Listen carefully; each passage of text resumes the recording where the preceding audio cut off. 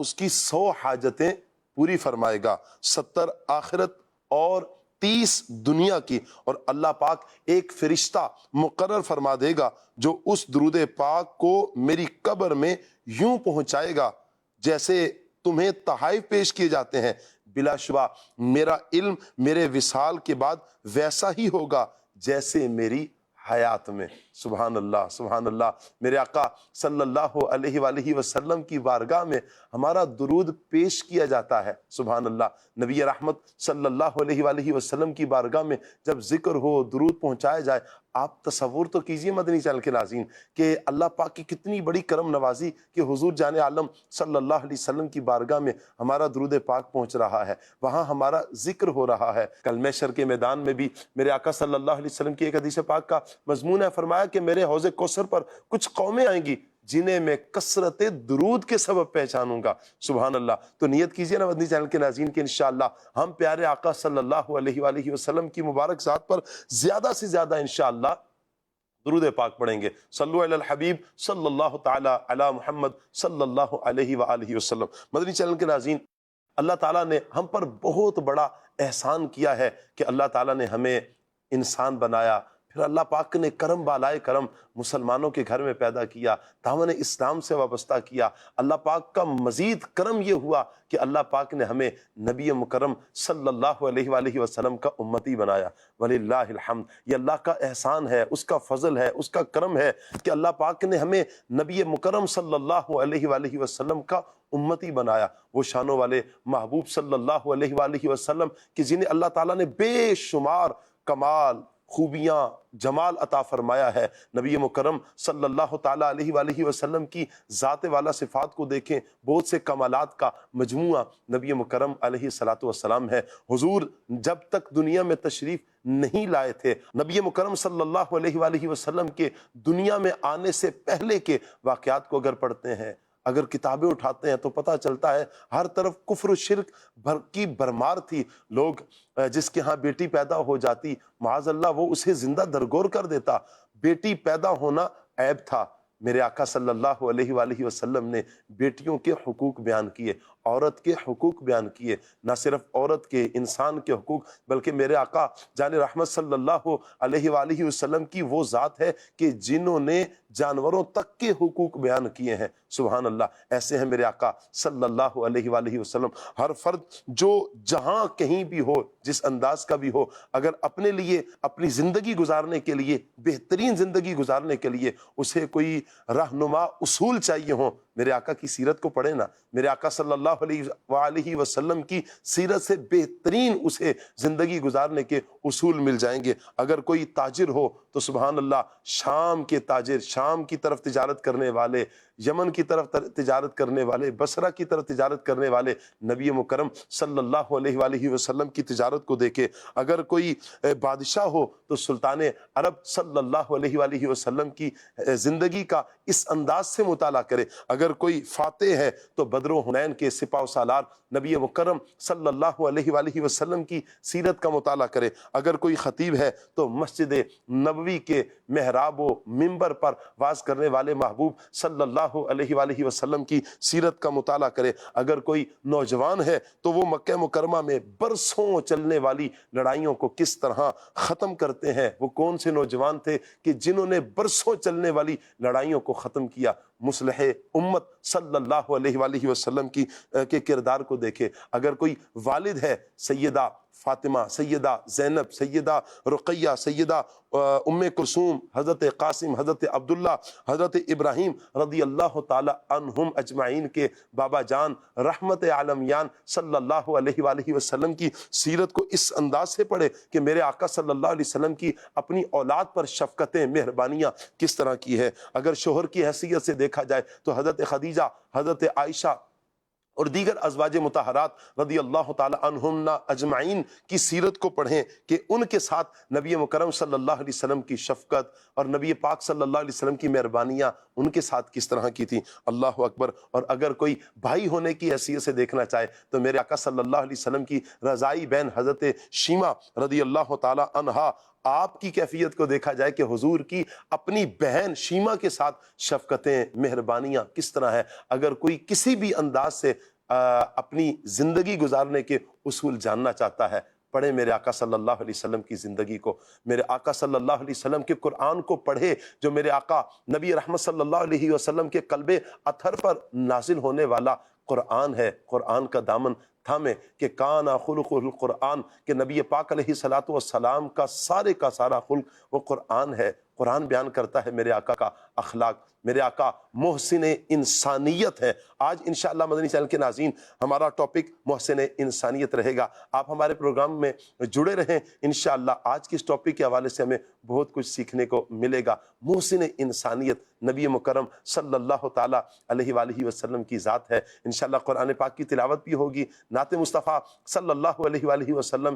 بھی سنیں گے، اور انشاءاللہ مبلغین سے اس ٹاپک پر ہم گفتگو بھی کریں گے. آئیے مدنی چینل کے ناظرین پروگرام کو آگے بڑھاتے ہیں، اور ہم اپنے پروگرام میں آگے انشاءاللہ قرآن پاک کی تلاوت بھی سنیں گے، نعت مصطفیٰ صلی اللہ علیہ وسلم بھی سنیں گے. سب سے پہلے ہم مبلغین کو دعوت دیتے ہیں. ماشاءاللہ استاد یوسف مدنی صاحب تشریف لا چکے ہیں. جی مرحبا کہتے ہیں. ماشاءاللہ مرحبا. قاسم بھائی، ماشاءاللہ فہد بھائی بھی تشریف لا چکے ہیں. شاہد بھائی بھی تشریف لا چکے ہیں. السلام علیکم استاد صاحب، کیسے ہیں آپ؟ مرحبا. السلام علیکم، کیسے ہیں استاد جی؟ تشریف رکھیں. ماشاءاللہ فہد بھائی کیسے ہیں آپ؟ السلام علیکم.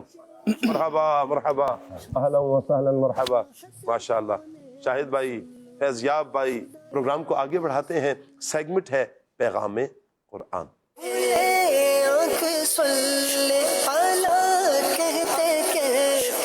اعوذ باللہ من الشیطان الرجیم، میں اللہ تعالیٰ کی پناہ میں آتا ہوں شیطان مردود سے. بسم اللہ الرحمن الرحیم،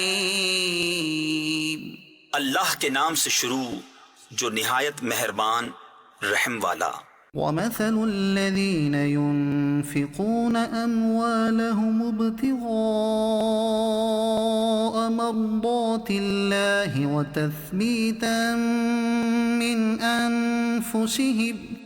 وتثبیتا من انفسهم كمثل جنة بربوة أصابها وابل فآتت أكلها ضعفين فإن لم يصبها وابل فطل واللہ بما تعملون بصیر.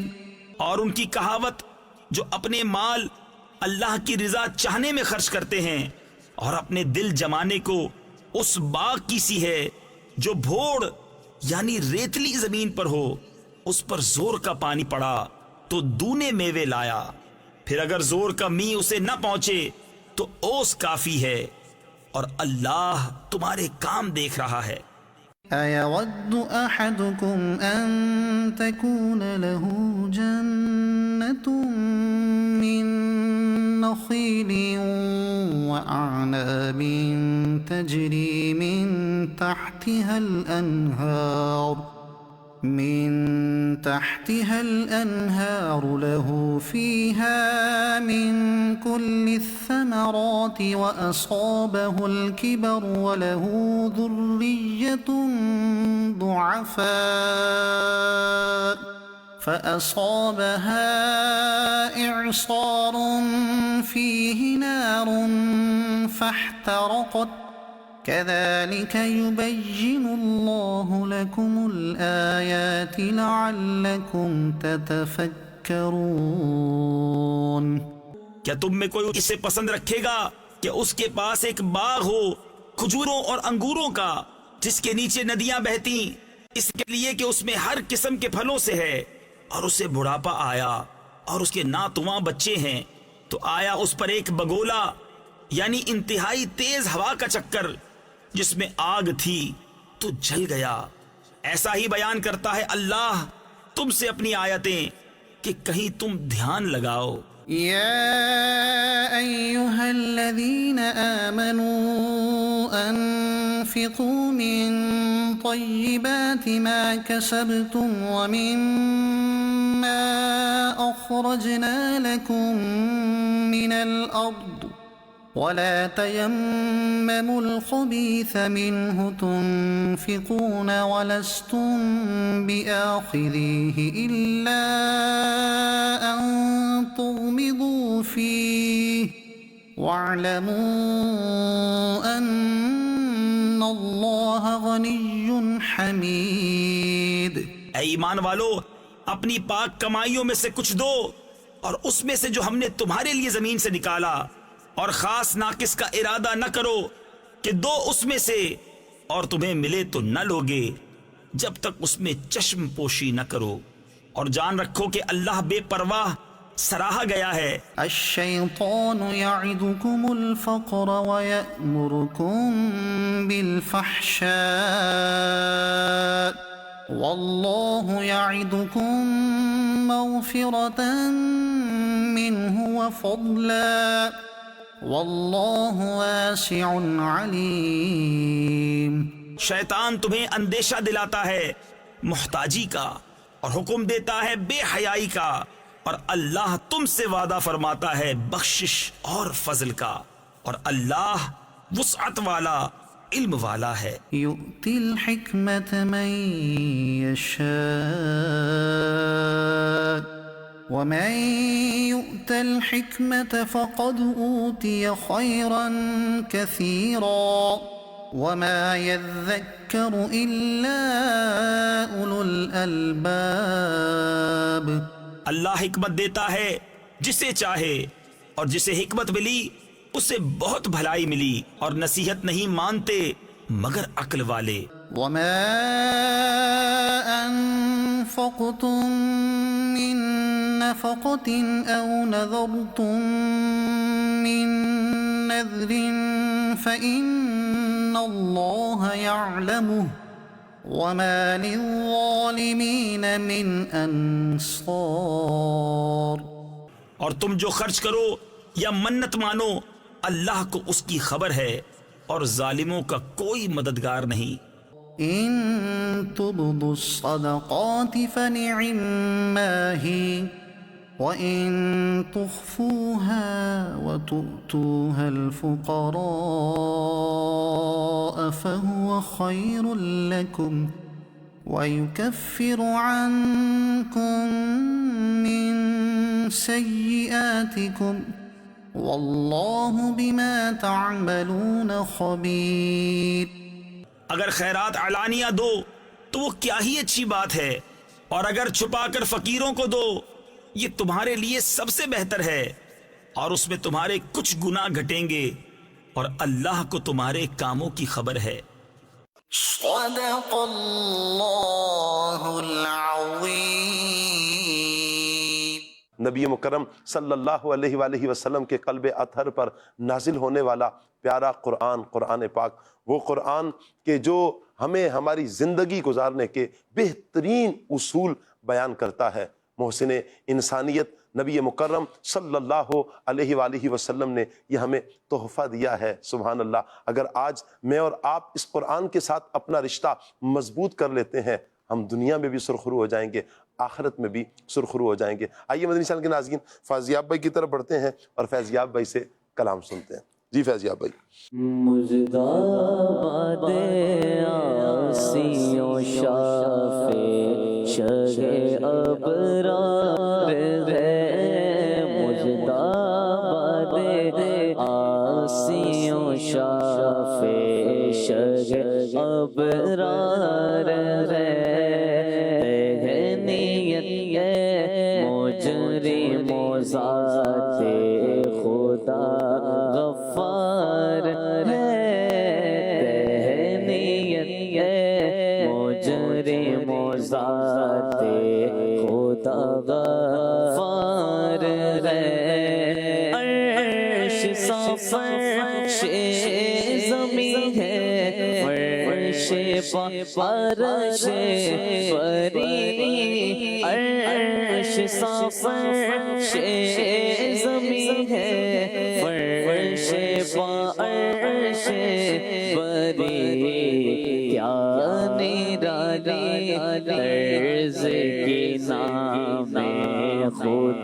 رفتار ہے کیا نرالی طرز کی نام خدا رفتار ہے چاند شک پیڑ بولے جانور سجدے کرے چاند شک پیڑ بولے جانور سجدے کرے بارک اللہ مر جائے عالم یہی سرکار ہے بارک اللہ مر جائے عالم یہی سرکار ہے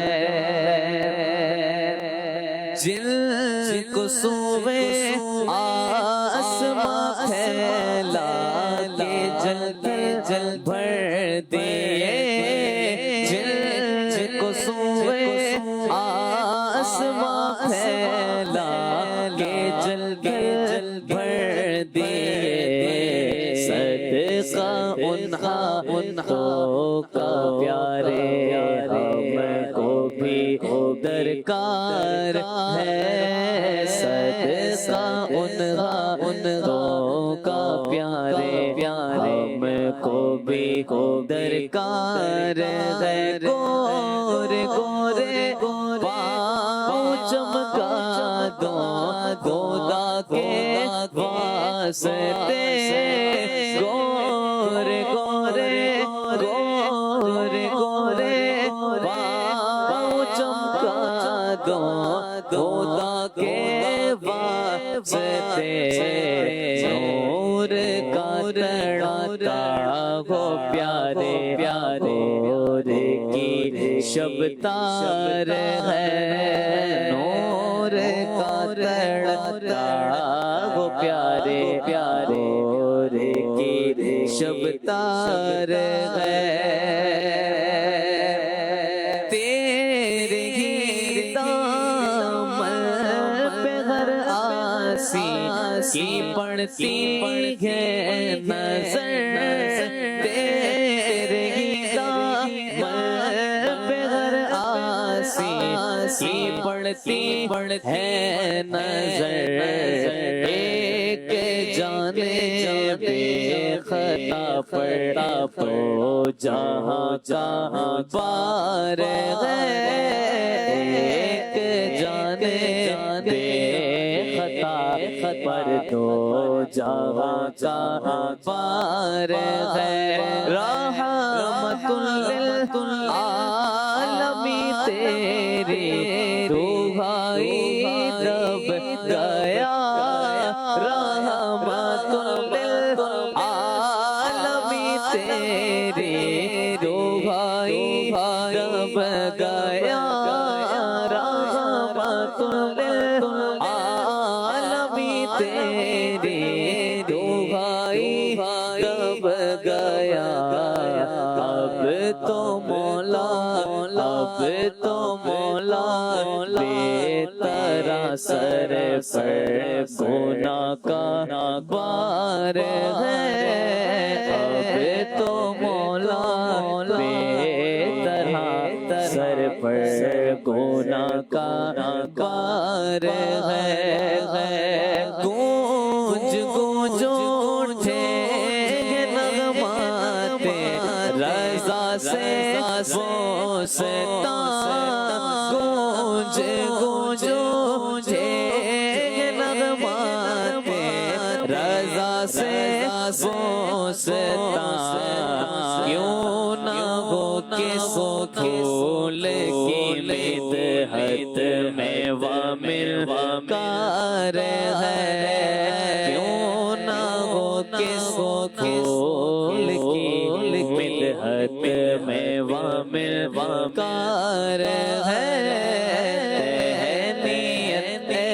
مجرموں ذات خدا غفار ہے مزداباد آسیوں شاف شاف ابرار ہے۔ سبحان اللہ سبحان اللہ۔ اللہ پاک ہم سب کو نبی پاک صلی اللہ تعالی علیہ وآلہ وسلم کی شفاعت نصیب فرمائے، اور کل جب قبر میں جانا ہو کیا اچھا ہو کہ حضور جان عالم صلی اللہ علیہ وسلم کی وہاں پر ہم خیر سے زیارت کریں، حضور جان عالم صلی اللہ علیہ وآلہ وسلم اپنی زیارت بھی کروائیں، اور وہاں پر جو نکیرین کے سوالات و جوابات کا سلسلہ ہو، وہاں اس آزمائش سے نبی پاک صلی اللہ علیہ وسلم بچائیں کہ جو قبر کی وحشت، قبر کی گھبراہٹ اور وہ مشکل جو گھڑی ہے، یقیناً جب حضور آ جائیں گے نا تو پھر کرم ہو جائے گا، کرم ہو جائے گا۔ لیکن حضور جان عالم صلی اللہ علیہ وآلہ وسلم نے ہر ایک کی قبر میں تشریف لانا ہے۔ اللہ کرے کہ نبی پاک علیہ السلام کی پہچان نصیب ہو، تینوں جو سوال ہوں، من ربو کا، ما دینوں کا، ما کنت تقول فی حق هذا الرجل، اللہ کرے کہ ہم ان سوالوں کے ٹھیک سے جواب دینے والے بن جائیں، قبر میں بھی کامیاب ہو جائیں، حشر میں بھی کامیاب ہوں، اور اللہ کرے کہ حضور کا دامن کرم مل جائے اور جنت میں بھی حضور کی رفاقت مل جائے۔ یہ دنیا تو فانی ہے، عارضی دنیا ہے، لیکن مدنی چینل کے ناظرین یہ دنیا بنی ہے، ایسا نہیں ہے کہ اس دنیا میں کوئی قانون نہیں، کوئی کچھ نہیں ہے۔ ظاہری بات ہے اس دنیا میں اصول ہیں، قوانین ہیں، زندگی گزارنے کے کچھ اصول و ضوابط کو بیان کیا گیا ہے۔ قربان جاؤں پیارے آقا صلی اللہ علیہ وآلہ وسلم کی مبارک ذات پر، وہ شفیق ذات، وہ کریم ذات، وہ مہربانی فرمانے والے آقا صلی اللہ تعالیٰ علیہ وآلہ وسلم کے جنہوں نے انسان کو انسانیت کے حقوق بیان فرمائے ہیں۔ میرے آقا صلی اللہ علیہ وآلہ وسلم محسن انسانیت بن کر اس دنیا میں تشریف لائے۔ آپ دیکھیں کہ کن کن کو میرے آقا صلی اللہ علیہ وآلہ وسلم کی رحمت سے حصہ نہیں ملا، کیا بچے ہوں، کیا بڑے ہوں، کیا جوان ہوں، بوڑھے ہوں، عورتیں ہوں، بچیاں ہوں، پڑوسی ہوں، عام مسلمان ہوں، غیر مسلموں کو بھی میرے آقا صلی اللہ علیہ وسلم کی کرم نوازیاں ملی ہیں کہ آج غیر مسلم بھی کہیں اگر مسلمانوں کے ملک میں اگر رہتے ہیں تو ان کو بھی ان کے حقوق کو بیان کیا گیا ہے۔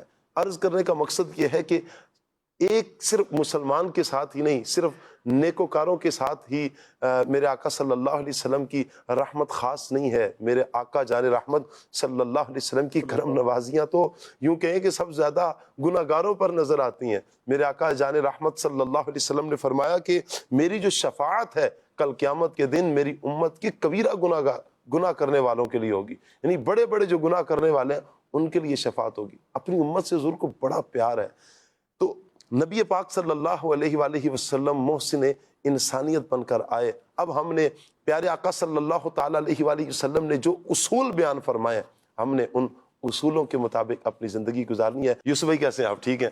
اللہ تعالیٰ آپ کو سلامت رکھے۔ یوسف بھائی میں چاہوں گا کہ ابتداً تو نبی پاک صلی اللہ علیہ وآلہ وسلم کی محسن انسانیت ہونے کے حوالے سے کہ حضور علیہ السلام کا جو احسان، حضور نبی پاک علیہ السلام کی جو کرم نوازیاں سب تک پہنچی ہیں، کچھ اس حوالے سے اجمالی طور پر بیان فرمائیں، انشاءاللہ پھر آگے ہم مبلغین سے گفتگو کرتے ہیں۔ بسم اللہ الرحمن الرحیم۔ دیکھیں ویسے تو ہمارے اس پروگرام کا جو عنوان آپ نے رکھا ہے محسن انسانیت، اگر اس کو ہم حقیقت کی نظر سے دیکھیں تو سید عالم صلی اللہ تعالیٰ علیہ وآلہ وسلم کی ذات مقدسہ جی وہ صرف انسانیت کی حد تک آپ کے احسانات محدود نہیں ہیں، جی، بلکہ قرآن آپ کے بارے میں کہتا ہے وَمَا أَرْسَلْنَاكَ إِلَّا رَحْمَةً لِّلْعَالَمِينَ۔ واہ واہ، سبحان اللہ۔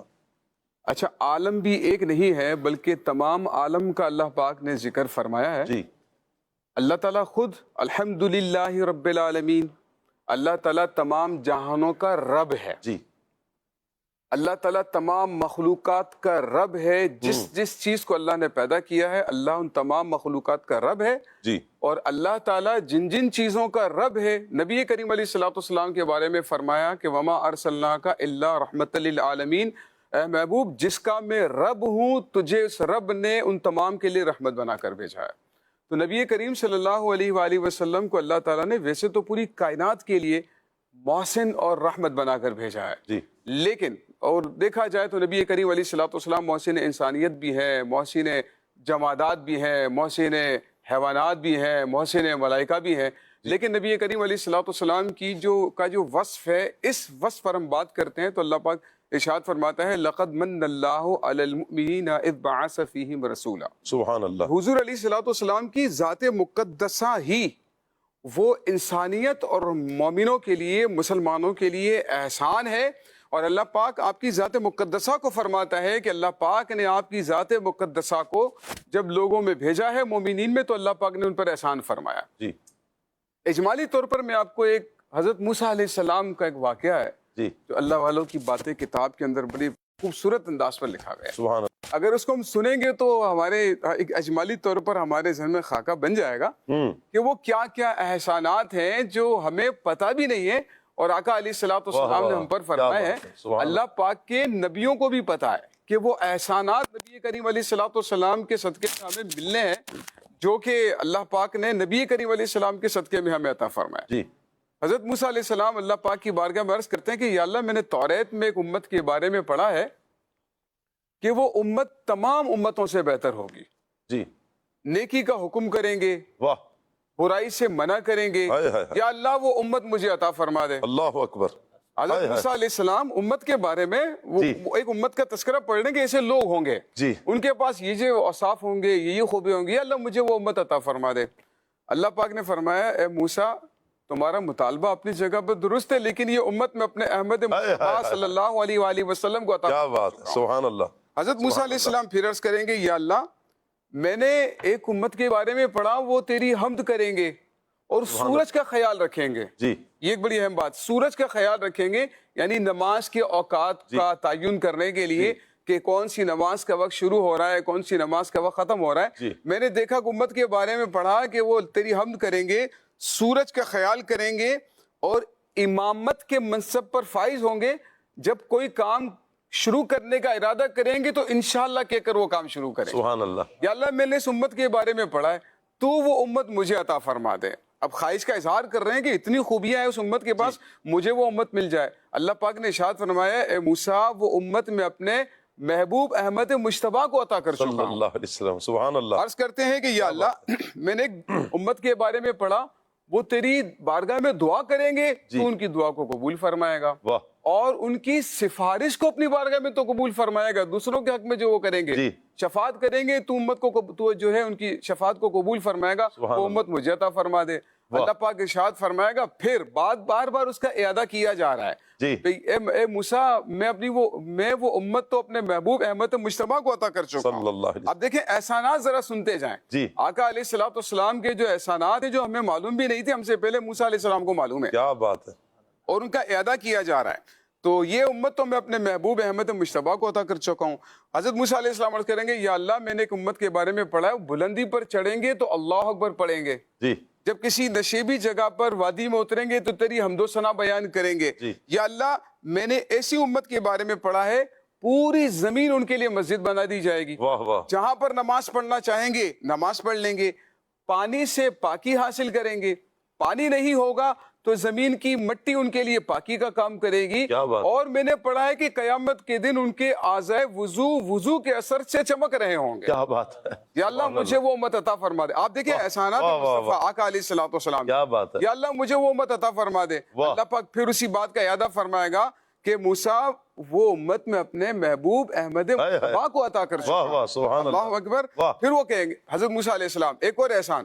حضرت موسیٰ علیہ السلام عرض کریں گے یا اللہ، میں نے ایک امت کے بارے میں پڑھا ہے، وہ نیکی کا ارادہ کریں گے، ان کو نیکی عطا کر دی جائے گی. ابھی نیکی کی نہیں ہے، نیکی کا ارادہ کریں گے، نیکی عطا کر دی جائے، نیکی لکھ دی جائے گی.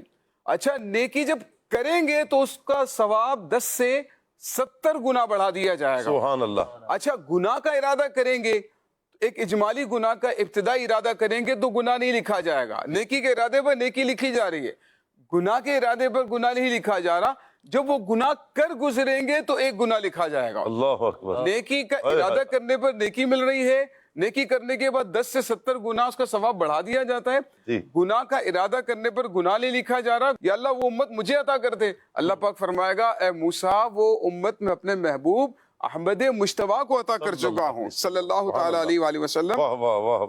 حضرت موسیٰ علیہ السلام عرض کریں گے یا اللہ میں نے ایک امت کے بارے میں پڑھا ہے کمزور ہوگی، جی کمزور ہوگی، لیکن تیری کتاب کی، تیرے کلام کی وارث ہوگی، واہ اور تیرا کلام ان کے سینوں میں محفوظ ہوگا، اور وہ فرشتوں جیسی صفے بنا کر نماز پڑھے. واہ واہ سبحان اللہ. یا اللہ، اور وہ جب تیرا ذکر کریں گے تو شہد کی مکھیوں کی بھن بھناٹ کی سی آواز آئے گی. یا اللہ ان اوصاف والی امت مجھے عطا فرما دے. اللہ پاک فرمائے گا کہ اے موسیٰ یہ امتوں میں اپنے محبوب احمد مجتبیٰ کو عطا کر چکا ہوں. حضرت موسیٰ بالآخر عرض کریں گے کہ یا اللہ، پھر ہم اس پر تھوڑا سا ایک محتاط الفاظ استعمال کرتے ہوئے کہتے ہیں، حضرت موسیٰ علیہ السلام عرض کریں گے کہ یا اللہ پھر اس احمد مجتبیٰ کے اصحاب میں مجھے شامل فرما دے. ہائے ہائے ہائے، یہ اتنی فضیلتیں مل رہی ہیں تو مجھے اس میں شامل فرما دے. اللہ اکبر، اس پر اللہ پاک ارشاد فرمائے گا موسیٰ میں نے تجھے نبی بنا دیا ہے، تجھے ایک قوم عطا کر دی ہے. اور پھر قرآن کریم کی 3 آیات اللہ تعالیٰ نے حضرت موسیٰ علیہ السلام کی دلجوئی کے لیے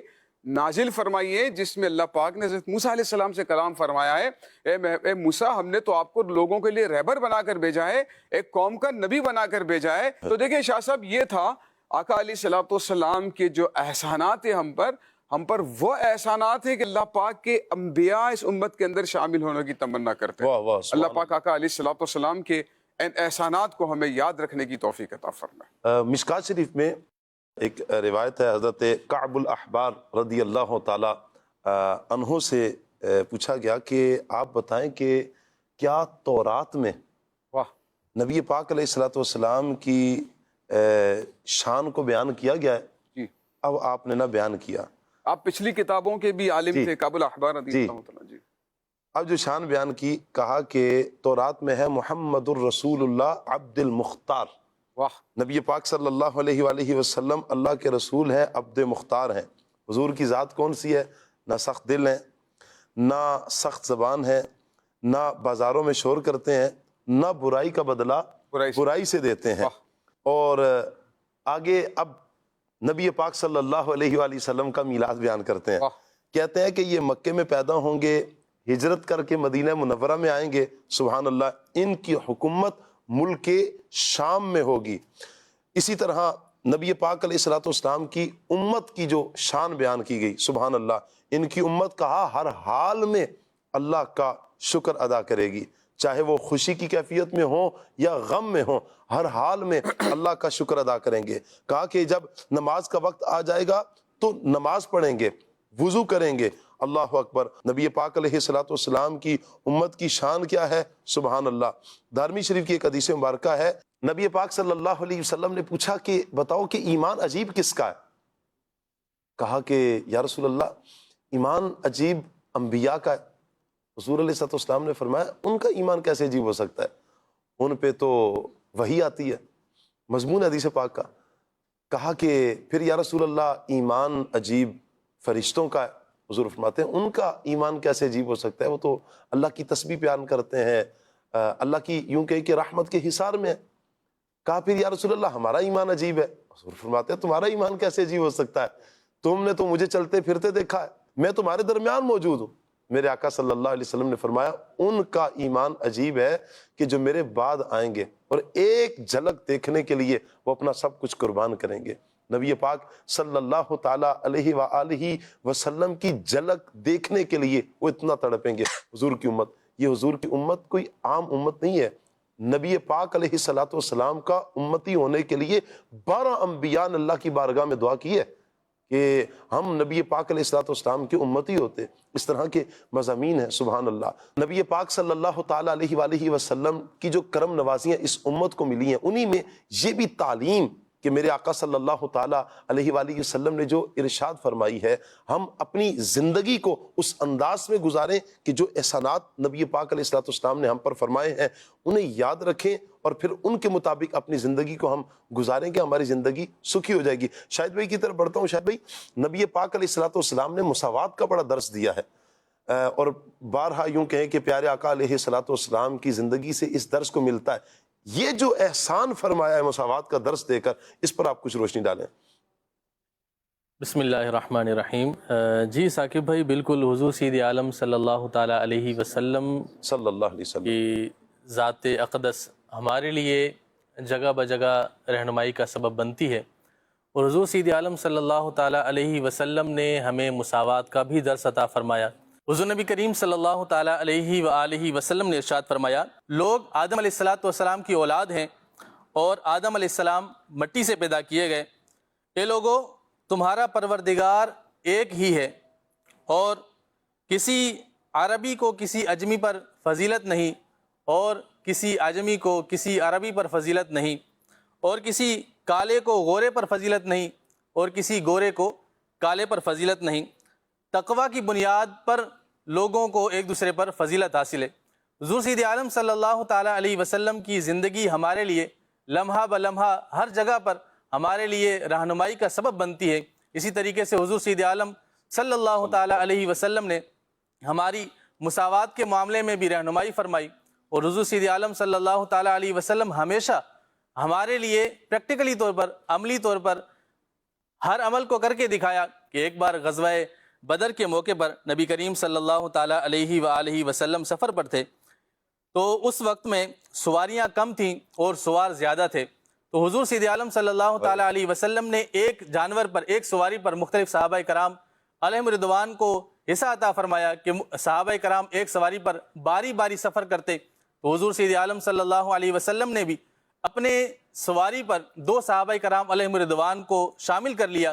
حضور سید عالم صلی اللہ علیہ وسلم چاہتے تو اپنے لیے سواری کو مخصوص فرما لیتے، لیکن حضور علیہ السلام نے یہاں پر بھی میانہ روی مساوات کا درس دیا کہ اپنے ساتھ بھی دو صحابہ کرام علیہم رضوان کو اپنے ساتھ شامل فرمایا، اور باری باری جانور پر سفر کرتے رہے، سواری پر سفر کرتے رہے، تاکہ سب کے ساتھ میانہ روی اختیار کی جائے۔ تو حضور علیہ السلام کی زندگی ہمارے لیے پریکٹیکلی طور پر مساوات کا درس دیتی ہے، اور حضور سید عالم صلی اللہ تعالیٰ علیہ وسلم نے جنگ غزوہ خندق کے موقع پر بھی صحابہ کرام علیہ رضوان کے ساتھ مل کر خندق کو کھودا اور ان کے ساتھ پتھر اٹھائے، بھوک برداشت کی، اور حضور علیہ السلام نے یہ عمل کر کے ہمیں بھی درس دیا۔ اسلام کے اندر یہ تاریخ رقم ہو گئی کہ نبی آخر الزمان صلی اللہ تعالیٰ علیہ وسلم نے اپنے اصحاب کے ساتھ مساوات کا درس دیا، اور آج ہم اسلام کے اس پہلو کو دیکھتے ہیں تو ہمارے مسلمان بھائی بھی اس مساوات کو عملی طور پر کر کے دکھاتے ہیں۔ ہم نماز پنجگانہ کے اندر جماعت میں دیکھتے ہیں کہ کسی کو کسی پر فضیلت نہیں ہوتی، ہر بندہ جو جہاں پر کھڑا ہو کر نماز پڑھنا چاہے تو اسے اجازت ہوتی ہے۔ میانہ روی مساوات کا ایک درس ہے کہ اگر کوئی کالا ہے تو اس کے ساتھ گورا بھی کھڑا ہو کر نماز پڑھ سکتا ہے، یہاں پر کسی قسم کی کوئی فرق بیان نہیں کیا گیا۔ اسی طریقے سے اگر ہم یعنی کسی بھی پہلو سے دیکھیں نا شاہد بھائی کہ یہ میرے آقا صلی اللہ تعالیٰ علیہ وآلہ وسلم کی کرم نوازیاں ہیں جو مساوات کا جو درس دیا ہے۔ اگر اس کو نہ تھوڑا سا اس انداز میں سوچیں مدنی چینل کے ناظرین، اگر نبی پاک علیہ السلام یہ درس نہ دیتے، اگر ذات پات کا چکر ہوتا، اگر اس ذات پات کے چکر کو ختم نہ کیا جاتا۔ میں نے ایک نو مسلم کی ڈاکیومنٹری پڑھی، تو اس نے جو اپنی ڈاکیومنٹری میں بیان کیا نا، اس نے کہا کہ میں نے اسلام کیوں قبول کیا، وجہ بیان کی اس نے، کہا کہ میں ایک تعلیم حاصل کر رہا تھا، میں نے بڑی محنت کی اور ایک عہدہ تھا، وہ میرا حق تھا، مجھے پتا ہے کہ میرا حق تھا، کیونکہ اس عہدے کے لیے جو پڑھائی تھی، جو ریکوائرمنٹس تھی، وہ میں نے ساری پوری کر دی۔ کہا یہ کہہ کر مجھے اس عہدے سے دور کیا گیا، تیری ذات نیچی ہے، اللہ تیری ذات نیچی ہے۔ کہا کہ اس وقت پھر میں نے جب ڈسہارٹ ہوا، پھر میں نے سوچا کہ میں دیکھوں تو صحیح، میں نے مختلف ادیان کو پڑھا، پھر میں نے دین اسلام کو پڑھا۔ یہ واحد دین ہے دین اسلام کے جس نے بیان کیا ہے کہ اگر حضرت بلال حبشی رضی اللہ تعالی عنہ مصلی پر پہلی صف میں آ کر کھڑے ہوتے ہیں، اور حضرت صدیق اکبر رضی اللہ تعالی عنہ جیسی عظیم شخصیت بھی آ کر پیچھے کھڑی ہوتی ہیں، تو بلال حبشی رضی اللہ تعالیٰ عنہ آگے ہی کھڑے ہوں گے۔ آپ نے دیکھا کہ حضرت بلال حبشی رضی اللہ تعالیٰ عنہ جو غلام تھے، وہ کعبے کی چھت پر کھڑے ہو کر اذان دے رہے ہیں۔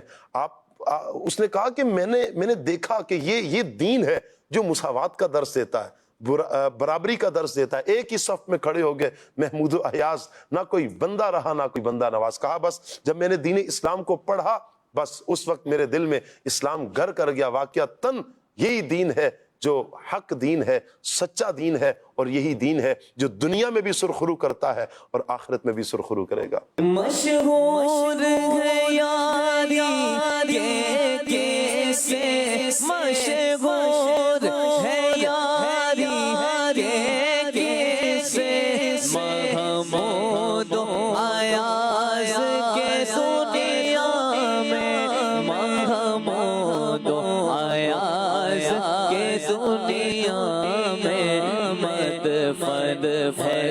پہلو سرور میں اس یار کے جیسا کوئی نہیں، واللہ کوئی نہیں اس یار کے جیسا کوئی نہیں، واللہ کوئی نہیں۔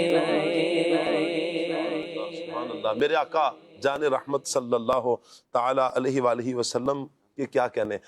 فہد بھائی، نبی پاک صلی اللہ علیہ وآلہ وسلم نے بچوں کے بھی حقوق بیان کیے، میں چاہوں گا اس حوالے سے کچھ آپ ارشاد فرمائیں۔ بسم اللہ الرحمن الرحیم۔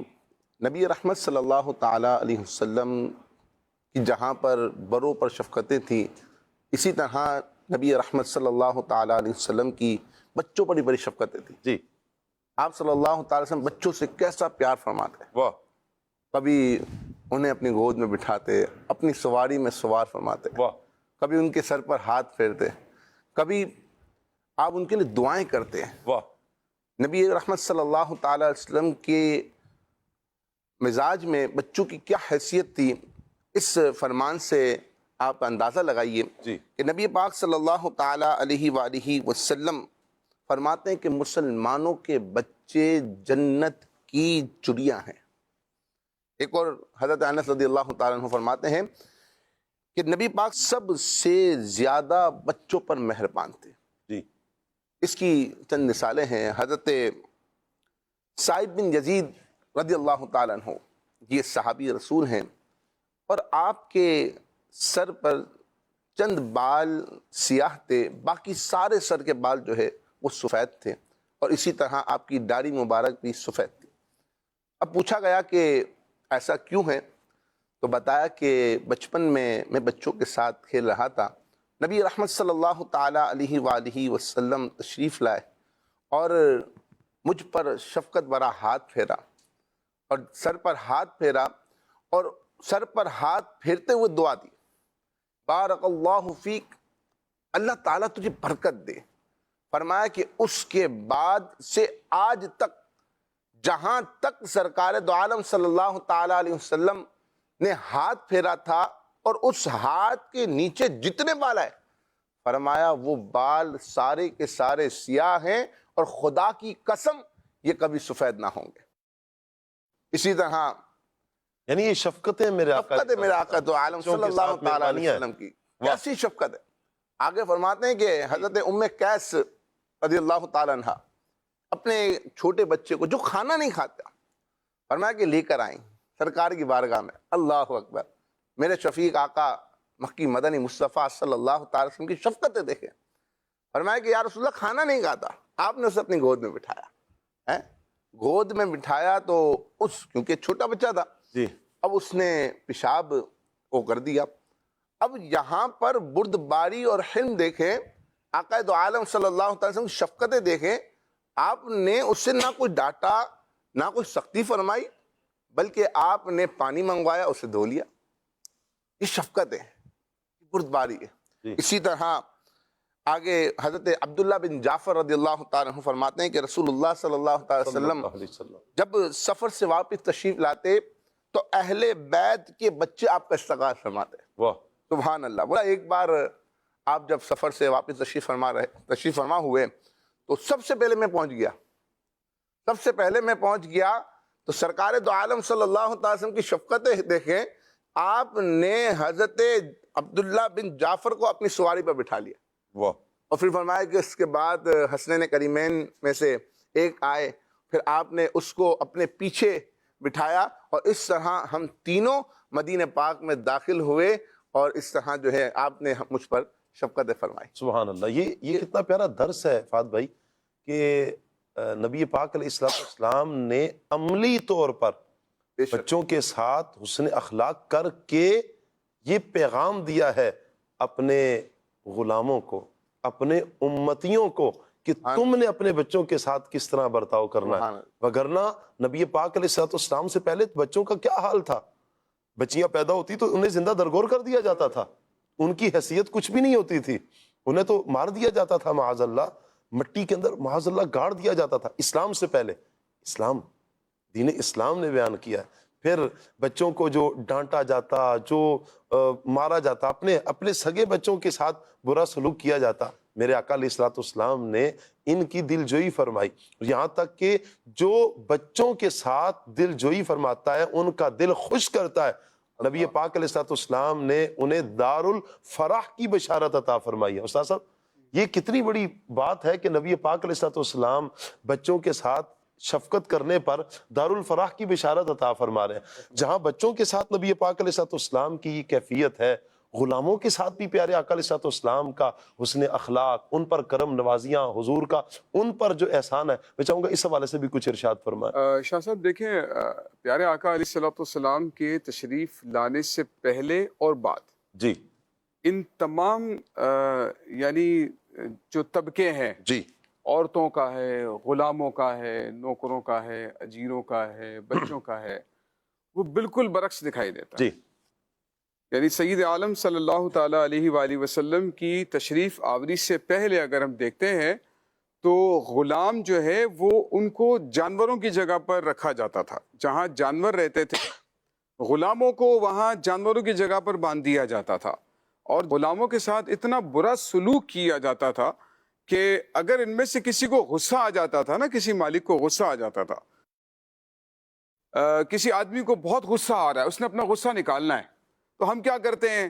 ہم میں سے کسی کو غصہ آتا ہے، کوئی دروازے پہ لات مار دیتا ہے، کوئی گلاس اٹھا کے پھینک دیتا ہے، ٹھیک ہے نا، کوئی جوتا اٹھا کے پھینک دیتا ہے۔ جی یہ بھی غصے کا انداز ہے، یہ غصہ نکالنا ہے نا کہیں نہ کہیں پر، کہیں تو نکالنا ان ہے۔ کا غصہ نکالنے کا انداز کیسا ہے شاہ صاحب یہ دیکھیں، جی وہ بازار میں جاتا تھا، جی 5-6 غلام خرید لیتا تھا پیسے دے کر، صحیح، ان کو لائن سے کھڑا کر کے نا تیر مارتا ہائے تھا، ہائے ہائے، اللہ اس کی گردن میں تیر مارا، گر گیا، دوسرے کو مارا، گر گیا، 5-6-10 جتنے غلام اس نے گرا دیتا تھا، کوئی اسے کہنے والا نہیں ہوتا تھا کہ تم نے کیا کیا ہے۔ ہائے ہائے ہائے، یعنی حضور جان عالم صلی اللہ علیہ وآلہ وسلم کے اس کائنات میں تشریف لانے سے پہلے یہ حال تھا غلاموں کا، اللہ اور اتنی بری حالت ان کے ساتھ کی جاتی تھی، بہت شدید زردوں کا، بہت زیادہ ان کو تشدد کرنا، ظلم و ستم کرنا، یہ ان کے ساتھ جو ہے معاملات کیے جاتے تھے۔ حضور جان عالم صلی اللہ تعالیٰ علیہ وآلہ وسلم جب تشریف لے کر آئے تو پیارے آقا صلی اللہ تعالیٰ علیہ وآلہ وسلم نے جہاں دیگر لوگوں کے ساتھ شفقت فرمائی تو نبی کریم علیہ الصلوۃ والسلام نے ان پر بھی احسان فرمایا، غلاموں پر بھی احسان فرمایا،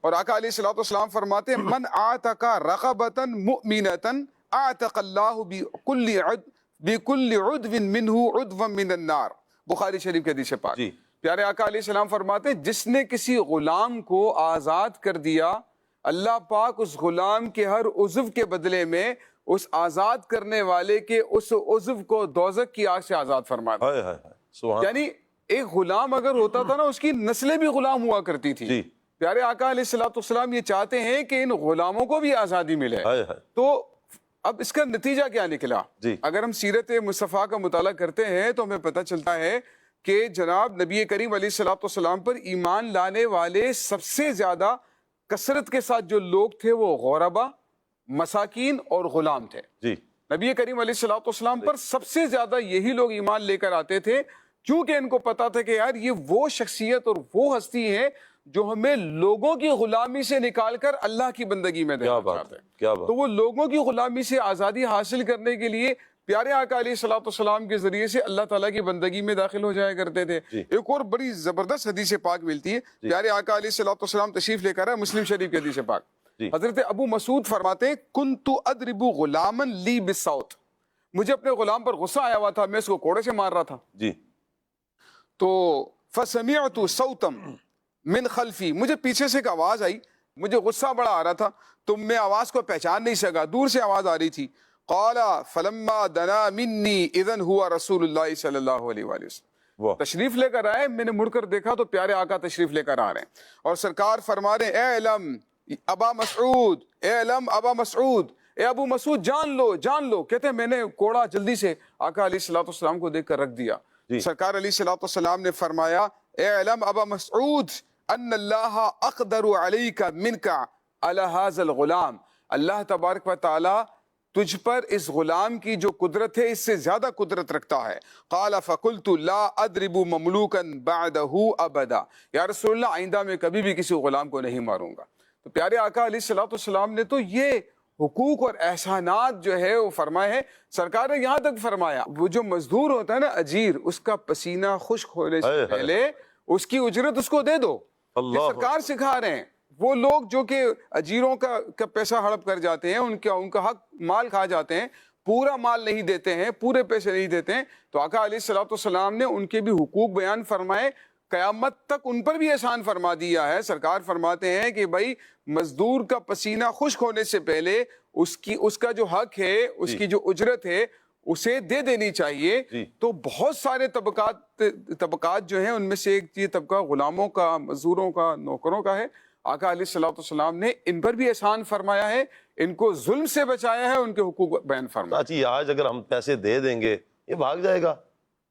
بھائی پیسے میں نے دے دیے، مزدور نے کام ہی ٹھیک نہیں کرنا، پھر اچھا اس دبا کے رکھوں گا نا میں. جی تو میں دبا کے رکھوں گا تو ہی تو یہ کام کرے گا. اچھا یہ بھی نا ایک لوگ نا اپنی زیادتی کو کسی نہ کسی بات کو اس کا سہارا بنا رہے ہوتے ہیں، وہ منفی بات ہوتی ہے.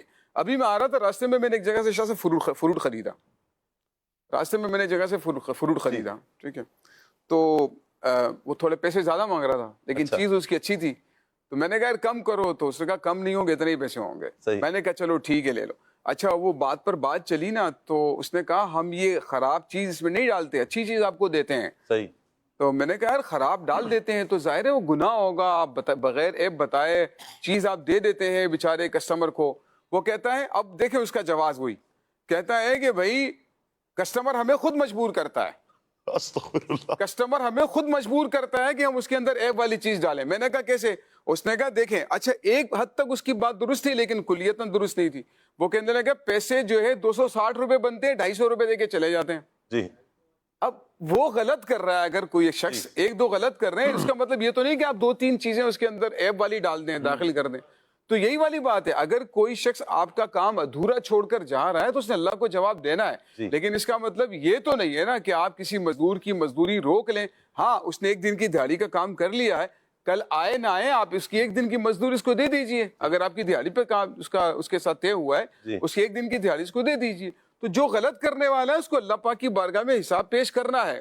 مزدور ہو اس کو بھی اللہ پاک کی بارگاہ میں حساب پیش کرنا پڑے گا اگر اس نے اپنا کام پورا نہیں کیا مزدوری پوری لینے کے بعد. اور اگر وہ سیٹ ہے اور وہ اپنا کام پورا لے رہا ہے لیکن مزدور کو اس کی اجرت پوری نہیں دے رہا، تو اس کو بھی اللہ پاک کی بارگاہ میں اس کا حساب پیش کرنا پڑے گا. اللہ اکبر. یقیناً استاد صاحب درست فرما رہے ہیں کہ جب یہ والی کیفیت ہو تو ہم غور تو کر لیں. اچھا بعض اوقات یوں بھی ہوتا ہے نا استاد صاحب کہ بار بار وہ ریکویسٹ کر رہا ہوتا ہے، جی پلیز کرم کر دو یار، شفقت کر دو. اگر تھوڑا سا احساس پیدا کر لینا ہم، یار کچھ تو مسئلہ ہوگا، کیوں یہ ریکویسٹ کر رہا ہے بڑی لجاجت کے ساتھ. اور آپ کو پتہ یہ کافی ٹائم سے آپ کے پاس کام کر رہا ہے، آپ کے محلے میں رہتا ہے، آپ کے سامنے رہتا ہے، آپ کو دبا کی کیا ملے گا. بعضوں کی عادت ہوتی ہے آج نہیں دینا، ہفتے بعد ہی دینے ہیں. پیسے ہیں، ایک ہے نا پیسے ہی نہیں ہیں، وہ کہہ دیا جائے گا وہ پیسے نہیں ہیں میرے پاس. نہیں ہیں پیسے لیکن دینے تمہیں میں نے ہفتے بعد ہے. یہ انداز ٹھیک نہیں. آپ اس کی مجبوری دیکھیں، غور کریں، کچھ بھی تو ہو سکتا ہے، کس پریشانی میں، کس دکھ میں مبتلا ہے، کس تکلیف میں یہ مبتلا ہے. آپ تھوڑا سا اگر احساس کریں گے، لحاظ رکھیں گے تو انشاءاللہ نظام بہتر ہوگا. اچھا جو شاید بھائی احساس کرتے ہیں دوسروں کا جو احساس کرتے ہیں کہ بھائی ٹھیک ہے آپ مزدور ہیں، اور احساس کر کے مالک اگر دے دیتا ہے، آپ کو نہیں لگتا کہ یہ جو کام کرنے والا مزدور ہے اس کی محبت اس کے ساتھ بڑھ جائے گی؟ جی بالکل ظاہر ہے، یہ بھی ایک احسان کی ہی صورت ہے کہ اگر آپ اس کو اس کی اجرت دیتے ہیں اور وقت پر دے دیتے ہیں. ہاں وقت پر دیتے ہیں، اور ہو سکے تو اللہ نے آپ کو دیا ہے تو تھوڑا سا بڑھا کر دیں. جی اس کے دل میں جو خوشی آئے گی نا، شاید آپ اس کا تصور بھی نہیں کر سکتے. تو یہ جو انسان کا عمل ہے، بظاہر چھوٹا سا عمل لگتا ہے، لیکن اس کی زندگی میں جو سامنے والا ہے اس کی زندگی کو اس حد تک چینج کر دیتا ہے، تبدیل کر دیتا ہے. اس کے گھر کے معاملات بہتر ہو جاتے ہیں، اس کے بیوی بچوں کے اخراجات جو ہے وہ اچھے طریقے سے مینیج ہو جاتے ہیں. اور بالخصوص جب وہ دوبارہ آپ اس کو بلائیں گے نا، کبھی بھی بلائیں گے، تو ہو سکتا ہے کہ وہ 2-4 کام کر رہا ہوگا، وہ کرتا ہوا کام چھوڑ کر آپ کے پاس آ جائے گا. ایسا ہی ہے. حالانکہ کرنا نہیں چاہیے، کسی کا کام اگر لیا ہوا ہے وہ مکمل کرنا، وعدہ خلافی نہیں کرنی. لیکن آپ جو درست فرما رہے ہیں کہ وہ ترجیح دے گا آپ کے کام کو. اچھا صرف ترجیح نہیں دے گا، شاید بھائی وہ ترجیح نہیں دے گا بلکہ آپ کے کام کو دل سے کرے گا. ایک دل سے کرے گا، دوسرا ویسے تو 4 بجے چھٹی ہو جاتی ہے، وہ 5 بجے تک، 6 بجے تک، 7 بجے تک بیٹھے گا؟ نہیں یار، بندہ بڑا اچھا ہے، مالک بڑا اچھا ہے، وقت پر پیسے دیتا ہے، کچھ بڑھا کر دے دیتا ہے، خیال رکھتا ہے، چائے پانی دے دیتا ہے، چائے کا پوچھ دیتا ہے، کھانا لا کر دیتا ہے، اس نے اخلاق کے ساتھ پیش آتا ہے. تو یہ پیارا انداز اگر ہم اپنائیں گے نا مدنی چینل کے ناظرین، یقین کریں آپ محبتیں بکھیرنے والے ہیں. آپ خرید لیں گے افراد کو. ایسا نہیں ہوتا کہ پیسے کے ساتھ ہی خریدا جاتا ہے. آپ محبت سے بھی کسی کو خرید سکتے ہو، آپ حسن اخلاق سے بھی خرید سکتے ہو. آپ پڑھیں تو صحیح نا محسن انسانیت صلی اللہ علیہ وآلہ وسلم کے کردار کو. میرے حضور نے حسن اخلاق سے لوگوں کو خریدا ہے. حضور کے گرویدہ ہوئے ہیں، اپنی جانیں وارنے کے لیے تیار ہوئے ہیں حضور کے حسن اخلاق سے، حضور کی مسکراہٹ سے، حضور کے بات کرنے کے انداز سے، حضور کے سمجھانے کے انداز سے، حضور کی شفقتیں، حضور کی مہربانیاں، حضور کی کرم نوازیاں. یہ دیکھ کر ہی تو افراد اس طرف مائل ہوئے، دامن اسلام سے وابستہ ہوئے. پھر کیسے وابستہ ہوئے کہ سر کٹاتے ہیں تیرے نام پہ مردان عرب. حسن یوسف پہ کٹی مصر میں انگشت زنا. صرف حسن دیکھ کر یوسف علیہ السلام کو تو عورتوں نے انگلیاں کاٹی تھیں. حسن یوسف پہ کٹی مصر میں انگشت زنا، سر کٹاتے ہیں تیرے نام پہ مردان عرب. عرب کے مردان وہ نام پر اپنی جانیں وارنے کے لیے تیار ہیں. یہ سارا کیا تھا؟ حضور کا حسن اخلاق، اس محسن انسانیت صلی اللہ تعالی علیہ وآلہ وسلم کی وہ کرم نوازیاں تھیں کہ جو نبی پاک علیہ الصلوۃ والسلام نے بیان فرمائیں. اور اللہ کرے حضور کی اس پیاری سیرت کو ہم لینے والے بن جائیں، اس پر عمل کرنے والے بن جائیں، اپنے اندر یہ لے کر آ جائیں. دنیا بڑی بہت بڑی ہے. یقین کریں آپ جتنی زندگی ہم جئیں گے نا، چین کی زندگی ہم جئیں گے. اللہ تعالی ہمیں عمل کی توفیق عطا فرمائے. آپ کی کچھ کالز ہیں، کال لیتے ہیں. جی آج کے پروگرام میں میرا سوال یہ ہے کہ نبی کریم صلی اللہ علیہ وآلہ وسلم نے مکے کے لوگوں کے ساتھ فتح مکہ کے موقع پر کیا سلوک فرمایا، اس کے بارے میں تھوڑی سی ڈیٹیل بتا دیں. واہ واہ سبحان اللہ، بہت پیارا سوال ہے استاد صاحب. میں چاہوں گا آپ ہی اس کا جواب ارشاد. پیارے آقا علیہ الصلوۃ والسلام کا یہ جو احسان تھا نا اہل مکہ پر، جی. اس کی مثال تاریخ انسانیت میں موجود نہیں ملتی. یعنی آپ کو وطن سے بے وطن کرنے والے لوگ آپ کے سامنے موجود ہیں. جی جو آپ کی ولادت گاہ ہے، جہاں پر آپ نے زندگی کے 53 سال گزارے ہیں، اور ان لوگوں نے آپ کے اوپر اتنا ظلم و زیادتی کیا کہ بالآخر آپ کو بے وطن کیا، ہجرت کرنے پر مجبور کر دیا. آپ علیہ الصلوۃ والسلام اپنے چند غلاموں کے ساتھ دوسرے شہر میں تشریف لے کر جاتے ہیں.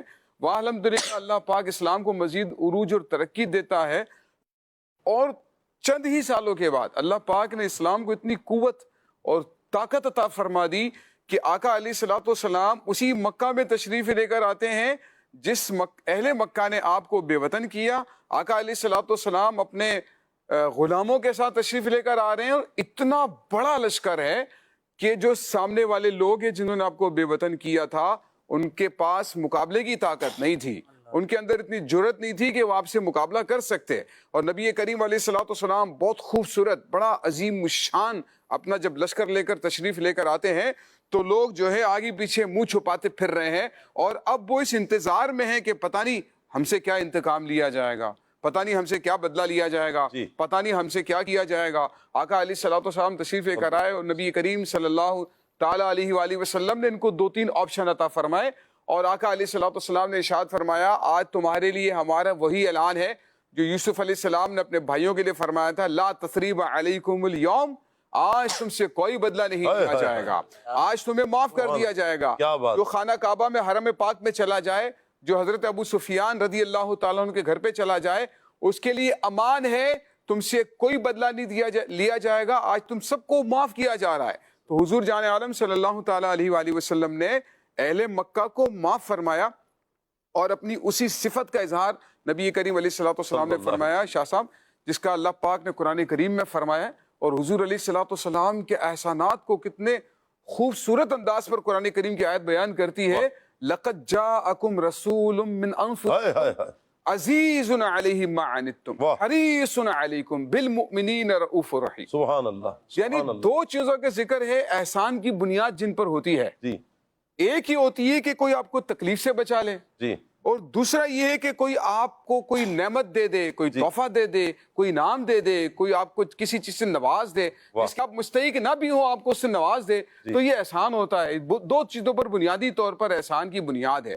نبی کریم علیہ الصلوۃ والسلام کو ہمارا مشقت میں پڑنا گراں گزرتا ہے اللہ کہ میرا امتی تکلیف میں کیسے ہو، پریشانی میں کیسے ہو، دکھ میں کیسے ہو، وہ دکھ میں نہیں ہونا چاہیے۔ قرآن کہتا ہے عزیز علیہ ما عنتم، تمہارا مشقت میں پڑنا ان پر گراں گزرتا ہے، تم مشقت میں ہوگے دنیاوی لحاظ سے اخروی لحاظ سے۔ دنیا میں تشریف لے کر آتے ہیں سجدے میں گر کر رب حبلی امتی رب حبلی امتی، تو نبی کریم علیہ الصلوۃ والسلام جو ہے وہ رب حبلی امتی رب حبلی امتی فرماتے ہیں۔ معراج پہ تشریف لے کر جاتے ہیں تو امت کو یاد رکھتے ہیں، دنیا سے تشریف لے کر جا رہے ہیں تو اپنی امت کو یاد رکھتے ہیں۔ تو یہ مخلوق کا جو مشقت میں پڑنا نا سرکار پر گرا گزرتا ہے۔ عزیز علیہ ما عنتم حریص علیکم بالمؤمنین رؤوف رحیم، تو مومنوں پر مہربان ہیں، شفقت کرنے والے ہیں، کرم فرمانے والے ہیں، اللہ پاک سے دعائیں کرنے والے ہیں۔ تو نعمتیں بھی دلوائی ہیں سرکار نے اور ہمیں مشقتوں سے بھی بچایا ہے۔ کیا بات ہے، کیا بات ہے۔ استاد صاحب میں سوچ رہا تھا، یہ آپ جب یہ واقعہ بیان فرما رہے ہیں تو نبی پاک علیہ الصلوۃ والسلام جب مکہ پاک سے تشریف لے کر جاتے ہیں، ہجرت فرماتے ہیں، کیا کیفیت تھی؟ مکے والوں نے جو ستم کیے تھے میرے آقا علیہ الصلوۃ والسلام پر، گلے میں چادریں ڈالی ہیں، حضور کی راہوں میں کانٹے بچھائے ہیں، حضور کو طرح طرح سے آزمائش میں ڈالا گیا، یعنی کہ سوشل بائیکاٹ جو کیا نبی پاک علیہ الصلوۃ والسلام، اللہ اکبر، شعب ابی طالب میں جو 3 سال میرے آقا گزارتے ہیں، کیسے مشکل وقت تھے۔ یہ سارا کچھ جو کبھی صحابہ کرام علیہم رضوان کو مارتے، کبھی سر سے خون آ رہا ہے، کبھی ہڈی ٹوٹی ہے، یہ ساری کیفیات میرے آقا کے سامنے تھی۔ اب اس حال میں میرے آقا علیہ الصلوۃ والسلام سامنے تھے، جب کعبے کی چابی مانگی گئی تھی تو چابی نہیں دی گئی تھی، اللہ اکبر۔ جب نبی پاک علیہ الصلوۃ والسلام فاتح مکہ کی حیثیت سے آپ مکہ پاک میں داخل ہوتے ہیں، آج وہ سارے سامنے ہیں۔ حضور چاہتے تو کیا نہیں کر سکتے، جنہوں نے چادر گلے میں ڈالی تھی آج ان کی گردنیں ماری جا سکتی تھی، جنہوں نے حضور کی راہ میں کانٹے بچھائے تھے آج ان کے پاؤں کاٹے جا سکتے تھے، کیا کچھ نہیں کیا جا سکتا تھا، وہ سارے لرز رہے تھے کہ پتہ نہیں کیا ہوگا۔ کیا جملہ ہے میرے آقا کا۔ حضور نے فرمایا کیا تمہارا خیال ہے؟ پھر میرے آقا علیہ الصلوۃ والسلام نے فرمایا لا تثریب علیکم اليوم، کوئی تم سے مواخذہ نہیں ہے، سب کے لیے امن ہے۔ جو اپنے ہتھیار پھینک دے اس کے لیے امن، جو دروازے بند کر لے اس کے لیے امن، جو حضرت ابو سفیان رضی اللہ تعالیٰ عنہ کے گھر چلا جائے اس کے لیے امن، جو مکہ پاک میں داخل ہو جائے اس کے لیے امن ہی امن۔ سید صاحب دیکھیں آپ نے جو ایک منظر کشی کی ہے نا، تو ایک طرف ظلم ہوتا ہے نا، جی، تو اس کے مقابلے پر 3 چیزیں آ سکتی ہیں۔ جی، پہلا تو ظلم کے مقابلے میں بدلہ، جی، جسے ظلم کی وجہ سے بدلہ لیا جائے۔ آقا علیہ الصلوۃ والسلام کی طرف سے بدلہ نہیں، واہ، اچھا چلیں بدلہ نہیں لے رہے ہیں تو صبر کریں، صرف صبر بھی نہیں ہے بلکہ اس ظلم کے مقابلے میں احسان ہے۔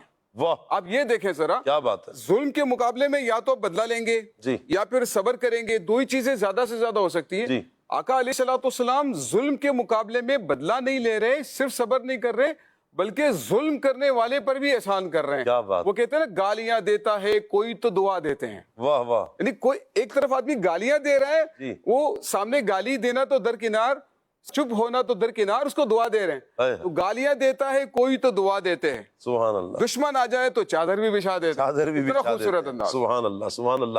ایسے ہیں میرے آقا صلی اللہ تعالیٰ علیہ وآلہ وسلم، قربان جاؤں نبی پاک علیہ الصلوۃ والسلام کی پیاری پیاری اداؤں پر۔ آپ کی کال لیتے ہیں جی۔ ثاقب بھائی پوچھنا یہ تھا کہ نبی کریم صلی اللہ تعالیٰ علیہ وآلہ وسلم نے عورتوں کے حقوق کے لیے کیا اقدامات فرمائے، برائے کرم رہنمائی فرمائے؟ عورتوں کے حقوق جو بیان کیے فات بھائی نبی پاک صلی اللہ تعالیٰ علیہ وآلہ وسلم نے، میں چاہوں گا مبلغین سے اس پر بھی کچھ گفتگو کروں۔ پہلے استاد صاحب آپ ہی سے لیتے ہیں۔ دیکھیں شاہ صاحب، میں وہی والی بات کروں گا کہ آقا علیہ الصلوۃ والسلام کی تشریف لانے سے پہلے عورتوں کے ساتھ کیا ہو رہا ہے۔ آپ نے خود فرمایا بچیوں کو زندہ درگور کیا جا رہا ہے۔ اچھا، عورتوں کا حال یہ تھا، اگر کسی عورت کا شوہر انتقال کر جاتا تھا نا، اس کی عدت گزارنے کا طریقہ کار یہ ہوتا تھا، اس کو کمرے میں بند کر دیتے تھے، ایک کھڑکی کھول دیتے تھے اور وہ بند ہوتا تھا، اس کا دروازہ بھی نہیں ہوتا تھا، ایک کھڑکی کھول دی جاتی تھی، وہاں سے اس کو کھانا دیا جاتا تھا، ایک لباس کے اندر وہ پوری زندگی گزارا کرتی تھی، اس کو منحوس سمجھا جاتا تھا، پوری زندگی ایک لباس میں گزارا کرتی تھی، اس کو باہر نہیں جانے دیا جاتا تھا، دیگر طبی حاجات کے لیے نہیں جانے دیا جاتا تھا، ایڑیاں رگڑ رگڑ کر وہیں پر مر جاتی تھی، یا یہ کیا جاتا تھا یا پھر اس کے شوہر کے ساتھ اس کو بھی مار دیا جاتا تھا۔ اور اسی طرح سے بچیوں کے ساتھ، ماؤں کے ساتھ، بہنوں کے ساتھ ان کو وراثت میں حصہ نہیں دینا ہے، ان کو کسی بھی عزت کے لائق نہیں سمجھنا ہے۔ ایک طرف یہ عالم تھا اور ایک طرف سید عالم صلی اللہ تعالیٰ علیہ وآلہ وسلم تشریف لے کر آئے، اپنی بیٹی کے بارے میں فرمایا کہ فاطمہ میرے جگر کا ٹکڑا ہے۔ نبی کریم علیہ الصلوۃ والسلام دنیا کو بتاتے ہیں فاطمہ میرے جگر کا ٹکڑا ہے۔ حضور علیہ الصلوۃ والسلام ماؤں کے بارے میں فرماتے ہیں الجنت تحت اقدام الامہات، فرمایا کہ جنت ماؤں کے قدموں کے نیچے ہے۔ حضور جان عالم صلی اللہ تعالیٰ علیہ وآلہ وسلم نے فرمایا، بیٹیوں کے بارے میں فرمایا کہ اللہ پاک نے جس کو 3 بیٹیاں عطا فرمائی، اس نے ان کی اچھی پرورش کی، تربیت کی، یہاں تک کہ ان کی شادی کر دی، اللہ پاک اس کی ان 3 بیٹیوں کو اس کے لیے جہنم سے آڑ کر دے گا۔ صحابہ کرام نے پوچھا یا رسول اللہ اگر 2 بیٹیاں ہوں؟ سرکار نے فرمایا کہ 2 کے ساتھ بھی یہی ہوگا۔ یا رسول اللہ 1 بیٹی ہو؟ اچھا صحابہ کرام کا انداز اگر آپ دیکھیں احادیث میں پڑھیں تو آقا علیہ الصلوۃ والسلام سے زیادہ برکتیں لینے کی کوشش کر رہے ہیں کہ اگر 3 کا عدد ہے تو کیا 3 میں مسرور رہے؟ تو سرکار نے فرمایا 2 میں بھی یہی ملے گا۔ تو وہ نہیں ہے جو سرکار نے فرمایا کہ جو اپنے والدین کو محبت کی نظر سے دیکھتا ہے اللہ پاک اسے حج مبرور کا ثواب عطا فرماتا ہے، وہاں پر بھی صحابہ کرام یہی کر رہے ہیں۔ آقا علیہ الصلوۃ والسلام نے فرمایا کہ اللہ پاک کی رحمت بہت بڑی ہے، وہ جتنی بار دیکھے گا اللہ پاک جو ہے وہ حج مبرور کا ثواب عطا فرمائے گا۔ صحابہ کرام پوچھتے ہیں یا رسول اللہ اگر 1 بیٹی ہو؟ سرکار فرماتے 1 بیٹی بھی اس کے لیے دوزخ کی آگ سے آڑ بن جائے گی۔ تو یہ آقا علیہ الصلوۃ والسلام ماؤں کے حقوق بیان کر رہے ہیں، بیٹیوں کے حقوق بیان کر رہے ہیں، بہنوں کے حقوق بیان کر رہے ہیں، اور دنیا کو بتا دیا کہ یہ قابل نفرت چیز نہیں ہے، عورت منحوس چیز نہیں ہے، بلکہ یہ تو پاکیزگی کی علامت ہے، اس سے عزت دو، بازاروں کی زینت بناؤ مت، بازاروں کی زینت مت بناؤ، اس میں عورت کی عزت نہیں ہے، سائن بورڈ پر اس کی فوٹو مت لگاؤ، اس میں اس کی عزت نہیں ہے، اس کو پاکیزگی کا پردہ ڈال کر قرنا فی بیوتی کننا کا اللہ پاک نے ان کو حکم ارشاد فرمایا اپنے گھروں میں ٹھہرو، اس میں تمہاری پاکیزگی ہے، اس میں تمہاری عزت ہے، اس میں تمہارا احترام۔ کیا بات ہے شاہد بھائی، نبی پاک علیہ السلام کا اپنی بہن کے ساتھ بھی ایک انداز ہے، بہنوں کی بھی پھر اس میں نا جو حسن سلوک کرنے کا حکم ملتا ہے، درس ملتا ہے۔ میں چاہوں گا کہ نبی پاک علیہ السلام کی ایک ہمشیرہ ہیں، رضائی بہن یعنی دودھ شریک حضرت حلیمہ سعدیہ رضی اللہ تعالی عنہا کا نبی پاک علیہ السلام نے دودھ نوش فرمایا، ان کی بیٹی ہیں، تو چونکہ حضور علیہ السلام نے بھی دودھ نوش فرمایا تو یہ رضائی بہن بنتی ہیں حضرت شیمہ رضی اللہ تعالی عنہا۔ میں چاہوں گا ان کے حوالے سے کچھ آپ ارشاد فرمائیں تاکہ درس ملے کہ بہنوں کے ساتھ بھی اس نے سلوک کرنا ہے ہم نے۔ درست فرمایا آپ نے، جیسا کہ استاد یوسف صاحب نے بھی فرمایا، پیارے آقا صلی اللہ تعالیٰ علیہ وسلم نے ہمیں تعلیمات زبان سے بھی ارشاد فرمائی اور پریکٹیکل کر کے بھی ارشاد فرمائی۔ جیسا حضرت شیمہ رضی اللہ تعالیٰ عنہا جو حضور صلی اللہ تعالیٰ علیہ وسلم کی رضائی بہن تھی، تو ان کے ساتھ ان کا حضور علیہ السلام کا حسن سلوک کا انداز ایسا نرالا تھا کہ جب وہ تشریف لائیں تو حضور صلی اللہ تعالیٰ علیہ وسلم ان کے لیے کھڑے ہو گئے اور ان کو شفقت اور پیار محبت دیا، تو حضور صلی اللہ تعالیٰ علیہ وسلم نے ان کے لیے پھر چادر بچھا دی، اس چادر پر وہ تشریف فرما ہوئی، اور حضور علیہ السلام نے ان سے فرمایا مانگو تمہیں عطا کیا جائے گا، سفارش کرو تمہاری سفارش قبول کی جائے گی۔ تو حضور صلی اللہ تعالیٰ علیہ وسلم نے یہ سب پریکٹیکل کر کے بتایا۔ اس مثالی کرم نوازی کے دوران آپ صلی اللہ تعالیٰ علیہ وسلم سے کہ آنکھوں مبارک سے آنسو جاری تھے، آنسو بہ رہے تھے، یہ بھی ارشاد فرمایا اگر چاہو تو عزت اور تکریم کے ساتھ ہمارے پاس رہو۔ واپس جانے لگی تو حضور نبی کریم صلی اللہ تعالیٰ علیہ وسلم نے 3 غلام اور 1 لونڈی اور 1 یا 2 اونٹ بھی عطا فرمائے۔ کیا بات ہے، واہ! اور حضور صلی اللہ تعالیٰ علیہ وسلم کا یہ 1 مرتبہ کا عمل نہیں، ایک مرتبہ حضور صلی اللہ تعالیٰ علیہ وسلم جعرانہ کے مقام پر جب ان سے ملے تو حضور علیہ السلام نے انہیں بھیڑ بکریاں بھی عطا فرمائی۔ کیا بات ہے، سبحان اللہ، کیا بات ہے، سبحان اللہ، سبحان اللہ۔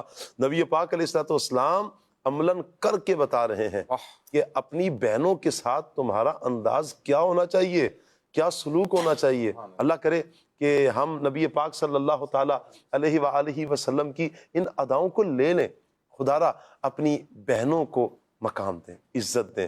جب بالخصوص بیاہ کر چلی جاتی ہیں، دوسرے گھر میں جاتی ہیں، اپنے شوہر کے گھر میں جب جاتی ہیں پھر وہ کتراتی ہیں اپنے گھر میں آنے سے، اپنے والد کے گھر میں آنے سے کتراتی ہیں، اور پھر اگر والدین میں سے کوئی نہ رہے تو پھر تو مزید ان کے قدم بوجھل ہو جاتے ہیں۔ خدا را آپ ایک ہی خون ہے، ایک ہی والد، ایک ہی والدہ کی اولاد ہیں، آپ اپنی بہن کو مان دیں، عزت دیں، بڑی نرم ہوتی ہیں، نرم دل ہوتی ہیں یہ، یوں کہیں کہ اللہ کی رحمتیں ہیں کہ جن کی یہاں بہنیں ہوتی ہیں جو بچپن میں جن کے ساتھ گزرا ہے، آج شادیاں ہو گئی تو کیوں آپ ان کو سائڈ پر کر دیتے ہو؟ میرے آقا جان رحمت صلی اللہ علیہ وسلم عملاً کر کے بتا رہے ہیں. وہ آئیں تو حضور علیہ السلام انہیں غلام بھی دے رہے ہیں، لونڈی بھی دے رہے ہیں، انہیں اونٹ بھی عطا کر رہے ہیں. دوسری مرتبہ جب جعلانہ کے مقام پر ملاقات ہوتی ہے تو بھیڑ بکریوں سے حضور علیہ السلام نے نواز دیا. درس ہے، درس ہے. اس لیے اگر آپ کچھ دے نہیں سکتے نا،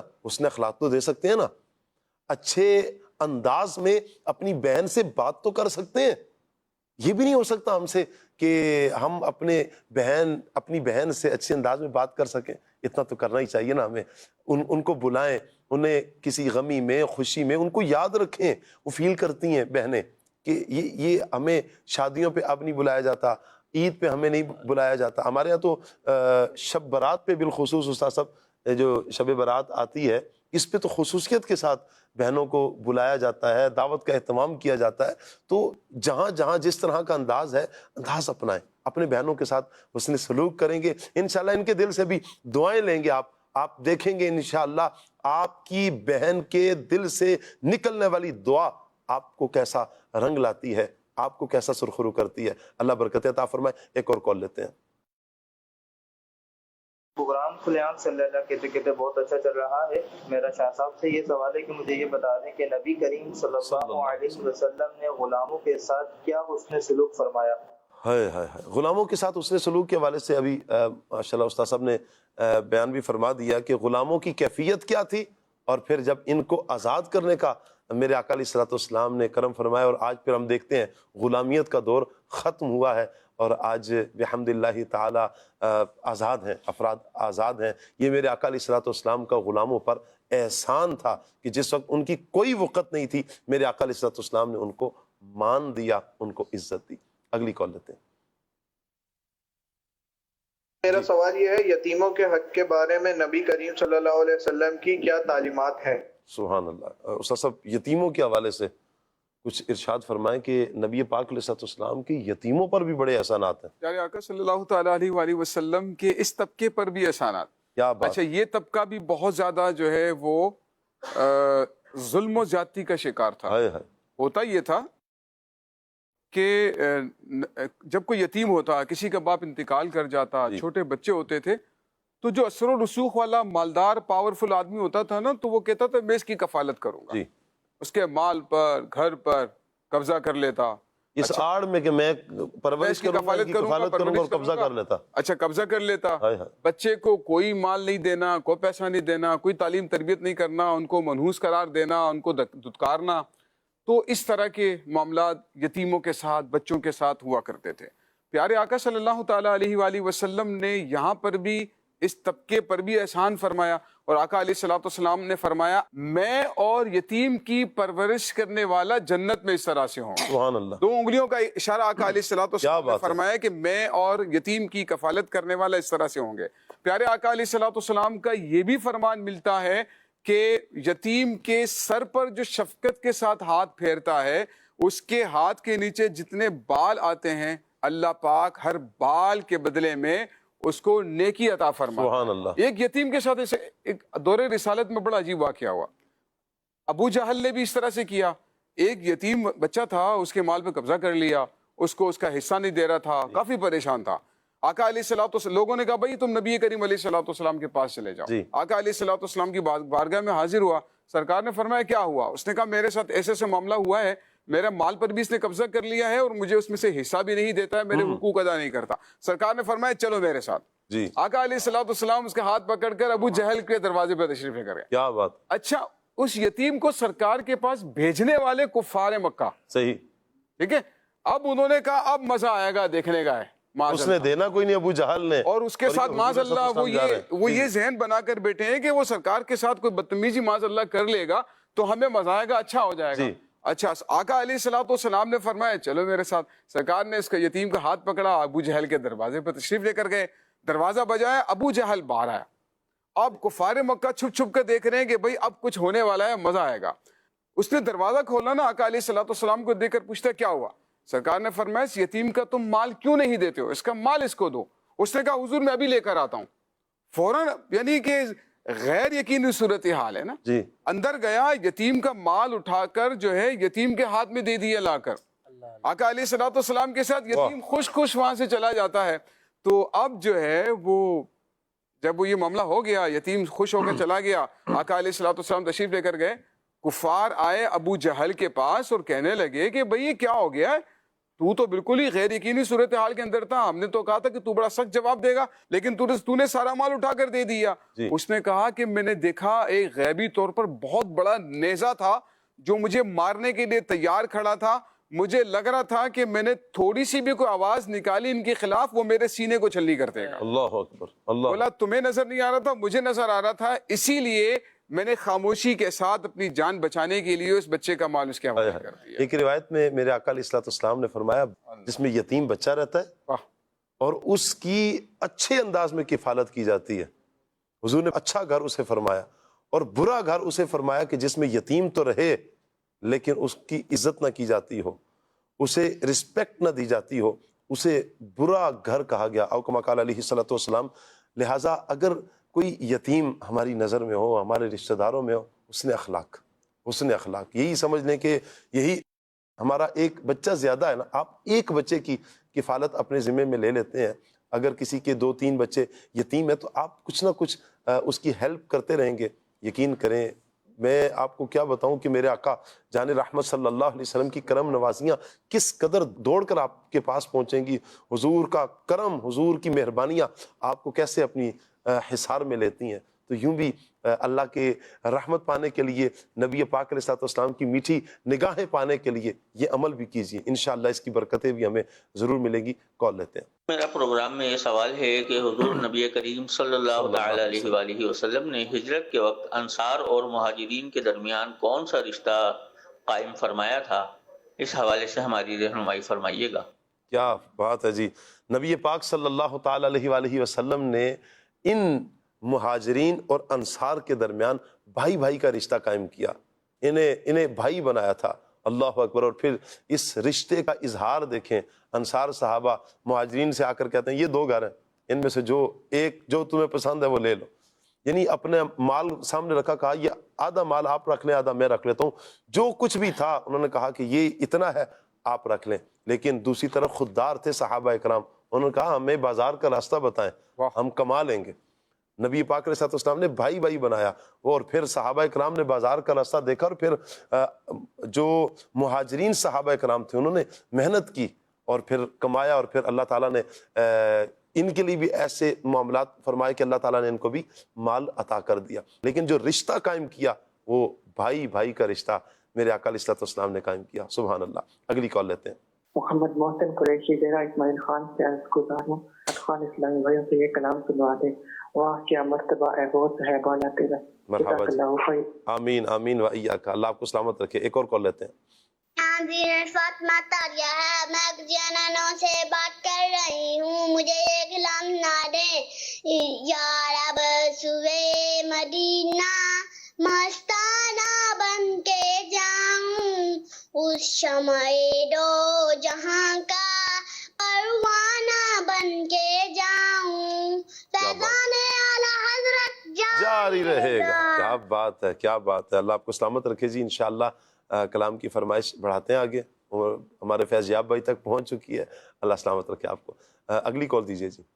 میرا نام سید محمد ظہور الحسن گیلانی ہے, میں بہاولپور سے بات کر رہا ہوں. مجھے آپ کا پروگرام کھلے آنکھ صلی اللہ کہتے کہتے بہت اچھا لگتا ہے, میں اسے روز شوق سے دیکھتا ہوں. مجھے آج یہ کلام سنا دیں.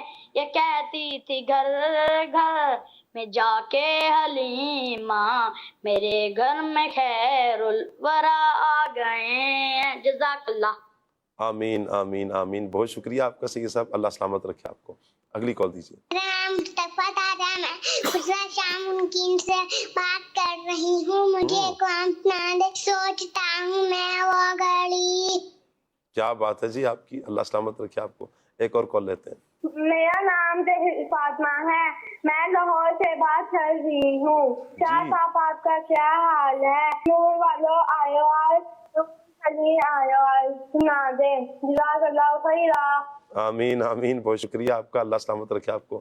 اگلے کالر ہمیں کیا کہہ رہے ہیں جی؟ کال لیتے ہیں. مجھے یہ کلام سننا ہے، جشن آمد رسول اللہ ہی اللہ. بہت شکریہ آپ کا جی، بہت شکریہ. اگلی کال دیجیے. میرا نام زین العابدین ہے، میں بورے والا سے بات کر رہا ہوں. مجھے آپ کا پروگرام کھلے آنکھ صلی اللہ کہتے کہتے بہت زیادہ اچھا لگتا ہے، اور ہمارے گھر والے بھی بہت شوق سے دیکھتے ہیں. مجھے یہ والا کلام سنا دیجیے. محتاج نظر ہے حال میرا، سرکار توجہ فرمائی. بہت شکریہ، بہت شکریہ. اللہ پاک سلامت رکھے. اللہ تمام کالرز کو جو ایس ایم ایس کرتے ہیں، کالز کرتے ہیں، اللہ پاک سب کو برکت عطا فرمائے. فیضیاب بھائی کی طرف بڑھتے ہیں، کچھ کلام لیتے ہیں جی. حاضر ہے در دولت پہ گدا، حاضر ہے در دولت پہ گدا، سرکار توجہ فرمائے، سرکار توجہ فرمائے. محتاج نظر ہے حال میرا، سرکار توجہ فرمائے، سرکار توجہ فرمائے. میں کب عالم کے قابل تھا، رحمت نے یہاں تک پہنچایا. میں کب عالم کے قابل تھا، میں کب آنے کے قابل تھا، رحمت نے یہاں تک پہنچایا.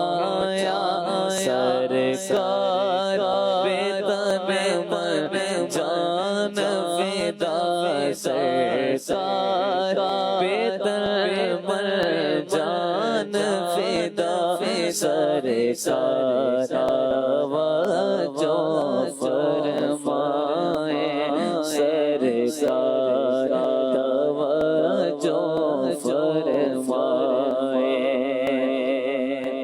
ایک میں نہیں پوری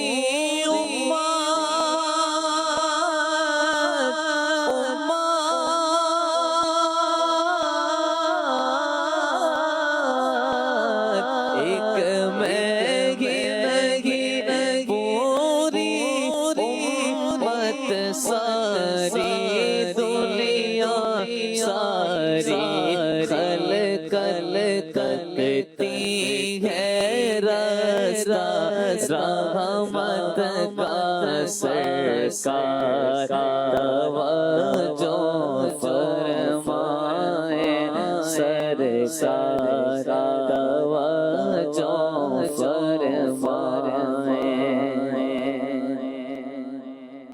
سوچتا ہوں میں وہ گھڑی کیا جب گھڑی ہوگی جب در نبی پر ہم سب کی حاضری ہوگی آرزو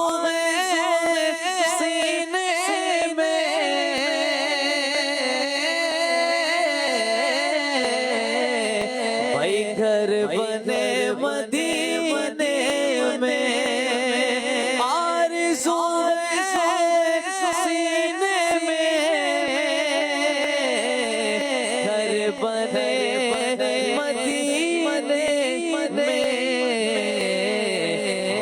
کرم جو بلدے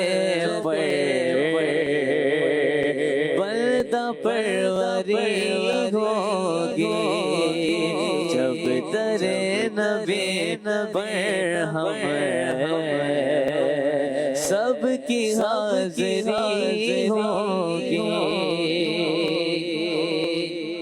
یا رب سوئے مدینہ مستانہ بن کے جاؤں، یا رب سوئے مدینہ مستانہ بن کے جاؤں، اس شمع دو جہاں کا پروانہ بن کے جاؤں، عالم کی آرزو کا افسانہ بن کے جاؤں، عالم کی آرزو کا افسانہ بن کے جاؤں، اور اپنی حسرتوں کا نذرانہ بن کے جاؤں، اور اپنی حسرتوں کا نذرانہ بن کے جاؤں، جز ان کی آرزو کے کوئی نمودہ ہو، جز ان کی آرزو کے کوئی نمودہ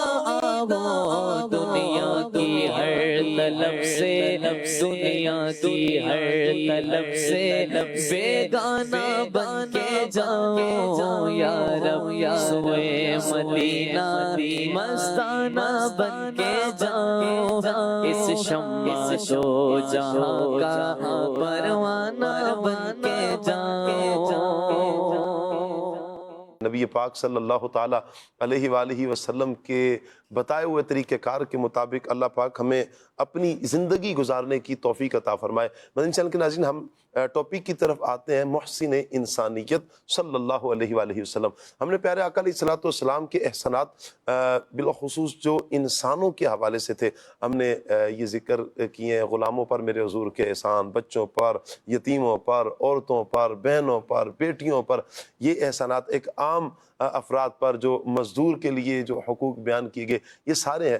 میں چاہوں گا شاہد بھائی کہ معاشرے میں امن کے حوالے سے میرے آقا علیہ السلام کی تعلیمات کیا ملتی ہیں، یہ بھی میرے آقا علیہ السلام کا احسان ہے کہ معاشرے میں امن کو فروغ دینے کے لیے نبی پاک علیہ السلام کی تعلیمات موجود ہیں، جس پر عمل کر کے بحمداللہ ہمارے معاشرے میں امن قائم ہے۔ اس حوالے سے کچھ آپ ارشاد فرمائیں۔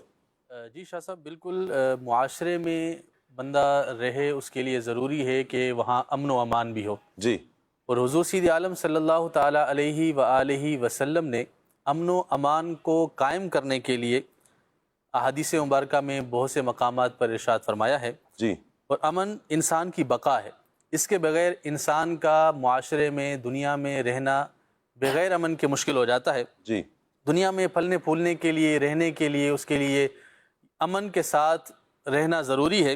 ایسے حضور سید عالم صلی اللہ تعالیٰ علیہ وسلم نے ایسے اصول اور ضوابط بیان کیے کہ جس کے ذریعے سے معاشرے میں امن قائم ہو سکے۔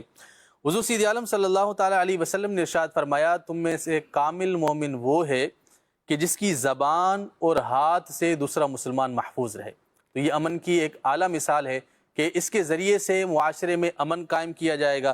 اور ایک اور مقام پر ارشاد فرمایا کہ کسی مسلمان کو جائز نہیں کہ کسی دوسرے مسلمان کو خوف زدہ کرے۔ تو یہ بھی ایک امن کی مثال ہے کہ اگر بندہ کسی کو خوف زدہ کرے گا، کسی کو ڈرائے گا، تو معاشرے میں امن نہیں رہے گا، معاشرے سے امن ختم ہو جائے گا۔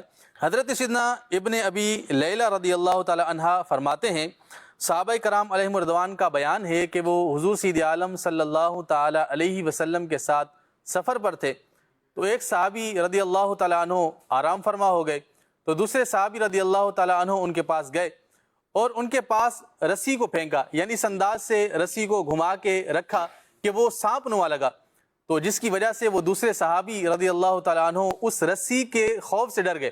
ان کو محسوس ہوا ہوگا کہ یہ کہیں سانپ تو نہیں ہے، تو اس کی وجہ سے وہ ڈر گئے، تو لوگ ہنسنے لگے۔ تو حضور سید عالم صلی اللہ تعالیٰ علیہ وآلہ وسلم نے ارشاد فرمایا کہ کسی مسلمان کے لیے جائز نہیں کہ وہ کسی دوسرے مسلمان کو ڈرائے۔ تو معاشرے میں امن کو قائم کرنے کے لیے یہ ضروری ہے کہ ہم کسی مسلمان کو اپنی زبان سے، اپنے ہاتھ سے تکلیف نہ پہنچائیں، حتیٰ کہ کوئی ایسی حرکت، کوئی ایسا کام نہ کریں جس کی وجہ سے اس کو تکلیف پہنچے۔ تو معاشرے میں امن ضروری ہے اور حضور علیہ الصلوۃ والسلام نے اس پر بھی ہماری رہنمائی فرمائی۔ سبحان اللہ۔ نبی پاک علیہ السلام کی یقیناً اس حوالے سے جو رہنمائی ہے معاشرے میں امن قائم کرنے کے حوالے سے، یہ کتنا اہم معاملہ ہے۔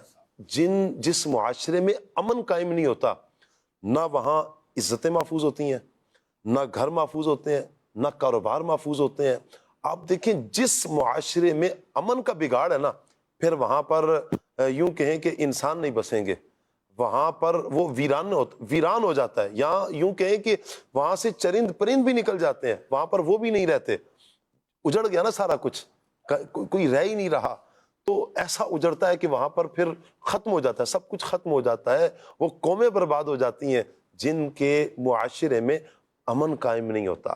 میرے آقا جان رحمت صلی اللہ علیہ وسلم پر قربان، میرے آقا علیہ الصلوۃ والسلام نے دیکھیں کیا تعلیمات ارشاد فرما کر معاشرے کا امن کیسے قائم رکھا ہے کہ کسی کو ڈرانے کی بھی اجازت نہیں ہے۔ آپ دیکھیں کہ ڈرانا، صرف ڈرا دینا، اس کی اجازت نہیں ہے۔ کیا مارنے کی اجازت ہوگی؟ پھر نہیں۔ کیا اس پر ظلم کرنے کی اجازت ہوگی؟ نہیں، کسی صورت بھی اجازت نہیں ہوگی۔ یہ ہے معاشرے کے امن کو قائم رکھنا، جو سب سے ہلکی چیز تھی اس کو ہی بیان کر دیا، اس کی بھی اجازت نہیں ہے تمہیں، کہ تم ڈرا بھی نہیں سکتے کسی کو۔ مارنا، ظلم کرنا، اس کا مال غصب کر دینا، اس کی عزت کو تار تار کر دینا، یا چوریاں ہیں، ڈکیتیاں ہیں، بتے خوریاں ہیں، یہ سارا کچھ کیا ہے؟ یہ وہی تو ہے جو امن کو برباد کرتا ہے۔ اور میرے آقا علیہ الصلوۃ والسلام کی تعلیمات یہ بتاتی ہیں یہ نہیں کرنا، آپ نے یہ نہیں کرنا۔ اللہ اکبر۔ تو اس انداز سے ایک تو یہ دیکھیں میرے آقا نبی رحمت صلی اللہ تعالی علیہ وآلہ وسلم نے معاشرے کے امن کو قائم رکھا۔ دوسری طرف آتے ہیں امن کو قائم رکھنے کے لیے جو مالیاتی نظام ہے، اس میں اگر بگاڑ ہوگا تبھی معاشرے کا امن برباد ہوگا۔ میرے آقا علیہ الصلوۃ والسلام نے مالیاتی نظام کو بھی ایک بڑے پیارے انداز میں بیان فرمایا، اس کا بھی یوں کہیں کہ اصول و ضوابط کو بیان کیا۔ فہد بھائی میں چاہوں گا اس کو آپ کچھ بیان فرمائیں۔ لیکن زمانہ قدیم سے یہ ہوا کرتا تھا کہ دولت میں اضافے کا جو اس کو ذریعہ سمجھا جاتا اس کو سود کو سمجھا جاتا۔ صحیح۔ ان کے ذہنوں میں یہ ہوتا کہ سود کے ذریعے ہم نے دولت میں اضافہ کرنا ہے۔ جی۔ حالانکہ سود حرام ہے۔ نبی پاک صلی اللہ تعالی علیہ وآلہ وسلم نے سود کھانے، سود کھلانے، سود تحریر کرنے والے اور سود پر جو گواہ ہوتے ہیں ان سب پر لعنت فرمائی، اور فرمایا یہ سب کے سب گناہ میں برابر ہیں۔ جی۔ اور اسی طرح ایک موقع پر ارشاد فرمایا کہ جس قوم میں سود پھیلتا ہے اس قوم میں پاگل پن پھیلتا ہے۔ اسی طرح ایک اور، بلکہ یہاں تک ارشاد فرمایا کہ آپ نے ارشاد فرمایا کہ سود جو ہے وہ ہلاکت کا سبب ہے، یہ سود ہلاکت کا سبب۔ تو آپ صلی اللہ تعالی علیہ وسلم کے فرامین پر جس تاجر نے عمل کیا، جی شاہ صاحب، دنیا میں رہتے ہوئے جی دنیا کے جس تاجر نے آپ کے فرامین پر عمل کیا، فرمایا اس نے ہمیشہ اپنے کاروبار میں برکت ہی پائی ہے۔ کیا بات ہے۔ کبھی نقصان نہ پایا، ہمیشہ اسے نفع ہوا۔ اور جس تاجر نے عمل نہ کیا اسے نقصان ہوا۔ صحیح۔ فرمایا کہ نبی پاک صلی اللہ تعالی علیہ وسلم نے مالیاتی نظام کو بہتر بنانے کے لیے اور تجارت کے میدان کو فروغ دینے کے لیے اور اسی طرح معاشرتی سطح پر معاشی ترقی کو بڑھانے کے لیے یہ مداربت، مشارکت کے اصول ارشاد فرمائے۔ مالک اور ملازم کی کیا ذمہ داریاں ہیں، ان کے کیا حقوق ہیں، یہ ارشاد فرمائے۔ اور اسی طرح تجارت میں دھوکے بازی نہ ہو، تجارت میں ملاوٹ نہ ہو، تجارت میں جھوٹ نہ ہو، اس سے روکا ہے۔ اب جب بندہ ان چیزوں سے رکے گا خود بخود اس میں برکت ہوگی، جب برکت ہوگی تو اس کا مالیاتی نظام بہتر ہوتا چلے گا۔ صحیح۔ اب ہمیں بھی یہ سوچنا ہے کہ اگر ہم ملاوٹ کر رہے ہیں، اگر ہم جھوٹ بول رہے ہیں، اگر ہم تجارت میں ایسا کوئی عمل کر رہے ہیں جس سے سرکار نے منع فرمایا، تو ہمارے تجارت میں برکت کیسے ہوگی؟ صحیح۔ اگر برکت لانی ہے تو سرکار کے فرامین پر عمل کرنا ہوگا۔ کیا بات ہے۔ سرکار کے جو ارشادات ہیں ان پر عمل کریں گے، آپ کے کاروبار میں اللہ برکت دے گا، اور پھر برکت کیسی ہوگی؟ انشاءاللہ عز و جل آپ کو وہ کفایت کر جائے گی۔ جی۔ اسی طرح جو سرکار دو عالم صلی اللہ تعالی علیہ وسلم نے ایسا احسان عظیم فرمایا کہ ان اصولوں کی پاسداری کرنے والے پر فرمایا کہ وہ ہر معاشرے کی بے روزگاری اور غربت کو ختم کر سکتا ہے جو ان اصولوں کی پاسداری کرے گا.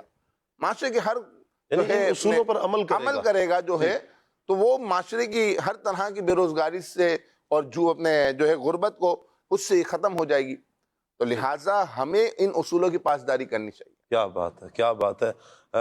یقیناً جب ہم پیارے آقا علیہ الصلوۃ والسلام کے بتائے ہوئے اصولوں پر عمل کریں گے ہمارا نظام بہتر ہو جائے گا. استاد صاحب، معیشت میں کچھ چیزیں ایسی ہیں جو تباہی ڈال دیتی ہیں، یعنی وہ کہتے ہیں تباہی پھیر دی، تباہی پھیر دینے والی، تباہی ڈال دینے والی کچھ چیز ایسے ہیں، ایسے عوامل ہیں، کچھ ایسی چیزیں ہیں کہ اگر وہ آ جائیں کاروباری معاملے میں نقصان ہے، پھر معیشت کا نظام درم برم ہے. میں چاہوں گا ان کو کچھ نومینیٹ کریں اور اس پر میرے آقا علیہ الصلوۃ والسلام کی جو تعلیمات ہیں کچھ ارشاد فرمائیں. دیکھیں، اگر اسلام سے ہٹ کر جو نظام بنا ہوا تھا اس کو دیکھیں نا جی، تو اس میں اور اسلامی نظام میں ایک بہت بڑا فرق دکھائی دیتا ہے. صحیح. وہ یہ ہے کہ اسلام سے ہٹ کر جو نظام چل رہا تھا جی، اس میں لوگ جو کام کرتے تھے اس میں ان کا بعض اوقات انفرادی بہت زیادہ فائدہ ہوتا ہے جی، لیکن اجتماعی اور معاشرتی لحاظ سے نقصان ہوتا ہے. جی.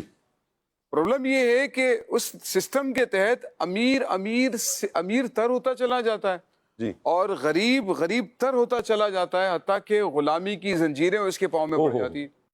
سسٹم یہ ہے، مطلب یہ کہ آدمی صرف اپنے ذاتی فائدے کو دیکھتا ہے جس کی وجہ سے معاشرے کے اندر نقصان ہو رہا ہے. بہت بڑی مثال جی، رشوت کا لین دین. صحیح. ٹھیک ہے، اب رشوت کے لین دین میں کیا ہو رہا ہے کہ ایک ملک کا قانون ہے، ایک شریعت کا قانون ہے، ایک ملک کا ایک نظام بنا ہوا ہے، سسٹم بنا ہوا ہے، اور ایک شخص چاہتا ہے کہ میرا اس میں ایک ذاتی فائدہ ہو. وہ اس قانون کو نافذ کرنے والے بندے کو کہتا ہے کہ یار تم ایسا کرو کہ مجھ سے یہ چیزیں لے لو. اچھا، وہ چیز اس کے رشوت کے نام پر دے، چائے پانی کے نام پر دے، مٹھائی کے نام پر دے، خوشی سے دے رہا ہوں اس نام پر دے. وہ جو رشوت کا لین دین ہے نا، اس کا نقصان یہ ہوتا ہے کہ جناب ایک شخص قانون کو توڑتا ہے جس کی وجہ سے سینکڑوں ہزاروں لوگ متاثر ہوتے ہیں، ان کو نقصان ہوتا ہے. دو بندوں نے فائدہ حاصل کر لیا، رشوت لینے والے نے، رشوت دینے والے نے، لیکن ملکی قوانین، ملکی حدود جتنی بھی ہیں سب کو انہوں نے تار تار کر کے رکھ دیا ہے. سید عالم صلی اللہ تعالیٰ علیہ وآلہ وسلم کا اس حوالے سے بہت بہترین قسم کا عبرت انگیز فرمان ہے. سرکار نے فرمایا الراشی والمرتشی کلاہما فی النار. رشوت لینے والا، رشوت دینے والا، یہ دو بندے ہیں جو معاشرے کے اندر بہت بگاڑ پیدا کر رہے ہوتے ہیں، جس کی وجہ سے وہ جس قانون کی چاہتا ہے دھجیاں اڑا دیتا ہے. ایک آدمی سگنل توڑ کے چلا جاتا ہے، ایک آدمی کے پاس لائسنس نہیں ہے، ایک آدمی کے پاس جو ہے اہلیت نہیں ہے کوئی کام کرنے کی، وہ اس نوکری پر لگ جاتا ہے، کام کرنا شروع کر دیتا ہے، جس کی وجہ سے وہ جو پورا محکمہ ہے اس کی کارکردگی متاثر ہوتی ہے. اس محکمے سے متعلق جتنے لوگ ہیں جنہوں نے اپنے کام کروانے ہیں، وہ نااہل آدمی جو رشوت دے کر اس جگہ پر بیٹھا ہے، کام کرنے کا اہل نہیں ہے، لیکن وہ رشوت جس کو ایک آدمی نے رشوت دی، ایک آدمی نے رشوت لے لی، ان دو آدمی کی وجہ سے معاشرے کے اندر کتنا بگاڑ پیدا ہو رہا ہے کہ حقدار کو اس کا حق نہیں مل رہا ہے، جو اہل ہے وہ اپنا کام نہیں کر پا رہا درست طریقے سے. تو نقصان کس وجہ سے ہوا ہے؟ رشوت کے لین دین. وہ پھر جس نے رشوت دی ہے، جس سیٹ پر آیا ہے، وہ کہاں چھوڑے گا استاد جی؟ وہ بھی یہ کہے گا نا میں دے کر آیا ہوں تو میں بھی لوں گا تم سے. وہ وصول کرے گا کئی گنا زیادہ. معاذ اللہ. اب ہوتا یہ ہے نا کہ بھائی وہ ایسے جو لوگ ہوتے ہیں وہ کام نہ کرنے کی تنخواہ لیتے ہیں، کام کرنے کی رشوت لیتے ہیں. یعنی وہ تنخواہ لینی، کام کریں گے نہیں بھائی، تنخواہ لینی ہے بس کام نہ کرنے کی. ہاں کام کروانا ہے تو پھر جو ہے وہ کہتے نہیں ہم رشوت نہیں لیتے، ہم صرف جو ہے وہ چائے پانی مانگ رہے ہیں، ہم صرف مٹھائی کے پیسے مانگ رہے ہیں. وہ رشوت کو مختلف نام دیتے ہیں نا، جسے سود کو بھی انہوں نے مختلف نام دے دیے ہیں. ٹھیک ہے، تو اسی طریقے سے رشوت کو بھی انہوں نے مختلف نام دے دیے ہیں، اور وہ اپنے من کو بہلانے کے لیے زہر کو کوئی بھی نام دے دیں، زہر زہر ہی رہے گا. زہر کو بھلے آپ زہر کو آپ بھلے چینی کہیں، شہد کہیں، مٹھائی کہیں، کچھ بھی کہیں، زہر نے زہر ہی رہنا ہے اور اس نے اپنا اثر ضرور کرنا ہے، رنگ دکھانا ہے اس نے کہ میں زہر ہوں. معاذ اللہ. سید عالم صلی اللہ علیہ وآلہ وسلم نے معاشرے کے اس ناسور کو وہاں سے اکھاڑا ہے جس کی وجہ سے پورا جسم آپ کا افیکٹڈ ہو رہا ہے، یعنی جسم ایک جگہ زخم لگا ہوا ہے وہ پورے جسم کو متاثر کر رہا ہے، اس ناسور کو نکالنے کی بات فرمائی ہے، اور فرمایا ہے کہ رشوت لینے والا دینے والا دونوں دوزخ میں جائیں گے۔ اسی لیے جو بھی لوگ یہ رشوت لیتے دیتے ہیں وہ آقا علیہ الصلوۃ والسلام کے ان بتائے ہوئے اصولوں کی خلاف ورزی کر رہا ہے۔ اگر ہمارے معاشرے میں سے اس رشوت کا لین دین ختم ہو جائے نا تو یقین کریں امن قائم ہو جائے، مالیاتی نظام، معاشرتی نظام، معاشی نظام، یقین کریں جتنا بہترین مالی یا معاشی نظام ہمیں اسلام فراہم کرتا ہے، امیر امیر تر اور غریب غریب تر نہیں ہوگا، بلکہ امیر کو کہا جا رہا ہے کہ جتنا تم نے کمایا ہے، جتنا تمہارا بچا ہوا ہے اس میں سے 2.5% نکالو، ان غریبوں کو دو تاکہ ان غریبوں کی زندگی بھی بہتر طریقے سے گزر سکے، اپنا یہ روزگار کا معاملہ دیگر چیزیں اس کو بہتر اسٹیبل کر کے چل سکے۔ نتیجہ کیا نکلتا ہے؟ غریب غریب تر ہوتا ہے، معاشرے میں جرائم بڑھتے ہیں، اسٹریٹ کرائمز بڑھتے ہیں، نشہ بڑھتا ہے، اور اس کے نتیجے میں اور بہت سارے جرائم پیدا ہو رہے ہوتے ہیں۔ تو جو اصل چیز تھی، جو ان برائیوں کی جڑ تھی، رشوت کا لین دین، سید عالم صلی اللہ تعالیٰ علیہ وآلہ وسلم نے اس سے منع فرمایا۔ اس کے آگے آتے ہیں تو دھوکہ دہی ہے، ایک آدمی خریدنا کچھ چاہتا ہے، آپ اس کو دکھاتے کچھ ہیں، بیچتے کچھ ہیں، دیتے کچھ ہیں۔ یہ بھی ایک معاشرتی نظام کا نقصان کیا ہوگا؟ لوگوں کا آپ پر ٹرسٹ ختم ہو جائے گا۔ ایسا ہی ہے، بالکل، لوگوں کا آپ پر بھروسہ ختم ہو جائے گا۔ آپ عارضی طور پر اپنی چیز بیچ دیتے ہیں، چند لوگوں کو بیچ دیں گے، لیکن ایک کسٹمر جو آپ سے دھوکہ کھا کر جائے گا وہ دوبارہ آپ کے پاس نہیں آئے گا۔ سید عالم صلی اللہ تعالیٰ علیہ وآلہ وسلم بازار سے گزرے، غلہ موجود تھا، تو نبی کریم علیہ الصلوۃ والسلام نے جو ہے وہ غلے کے نیچے ہاتھ مارا، تو وہ جو دکاندار ہے اس نے غلے کو گیلا کر کے رکھا ہوا۔ لوگ کرتے ہیں نا، پانی کا پریشر مار دیتے ہیں گوشت کے اندر، مختلف چیزوں کے اندر وزن بڑھانے کے لیے، خواہ مخواہ میں چیز کا وزن بڑھانے کے لیے لوگ جو ہے اپنی چیز کا وزن بڑھانے کے لیے اس میں پانی اور مختلف اس طرح کی چیزیں داخل کرتے ہیں۔ تو سید عالم صلی اللہ تعالیٰ علیہ وآلہ وسلم نے فرمایا کہ یہ کیا ہے؟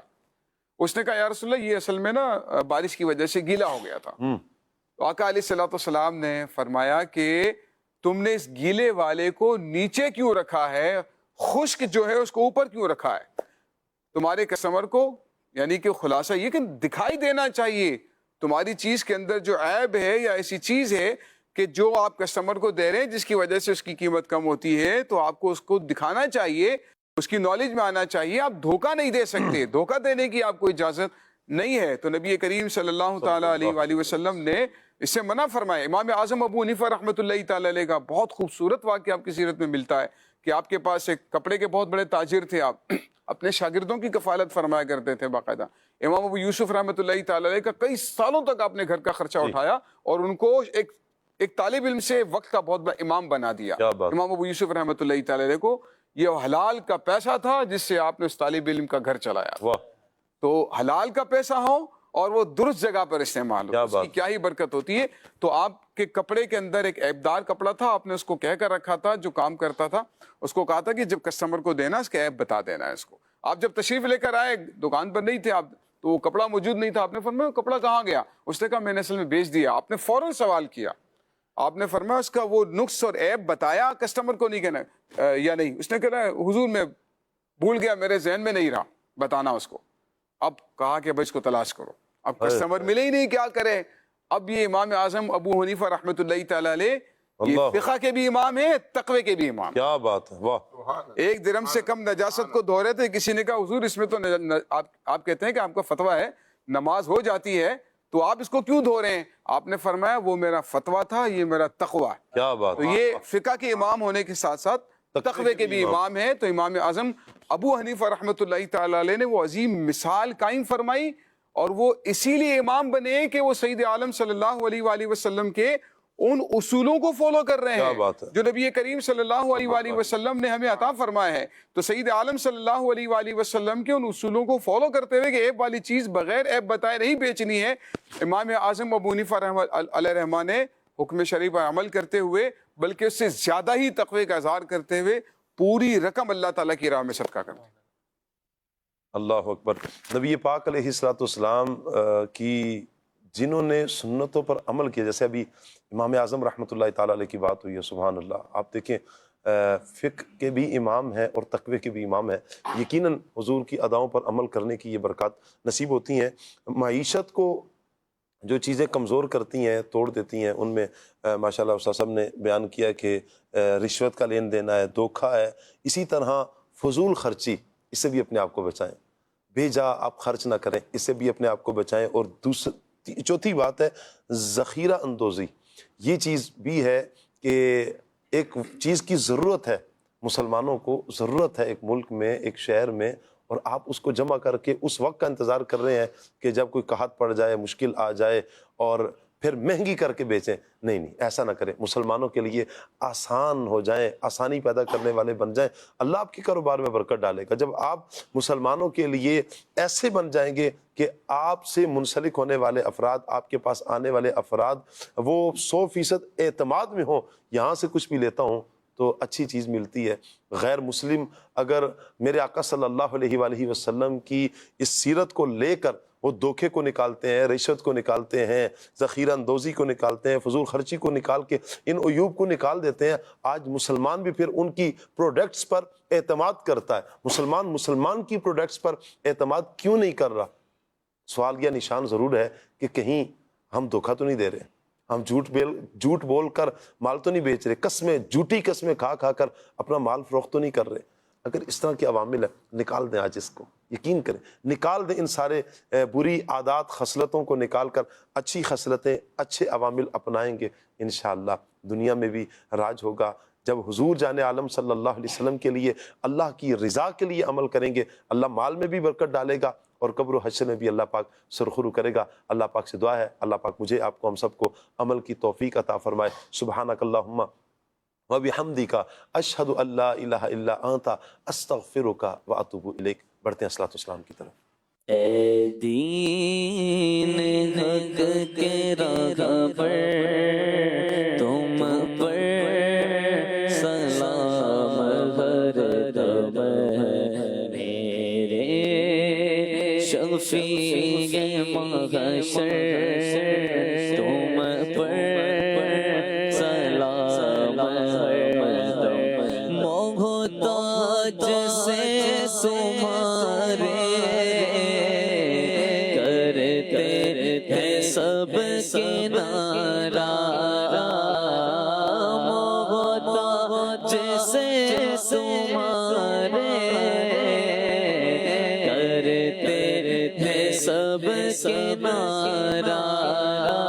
بس ایک تمہیں ہو یاور، بس ایک تمہیں ہو یاور.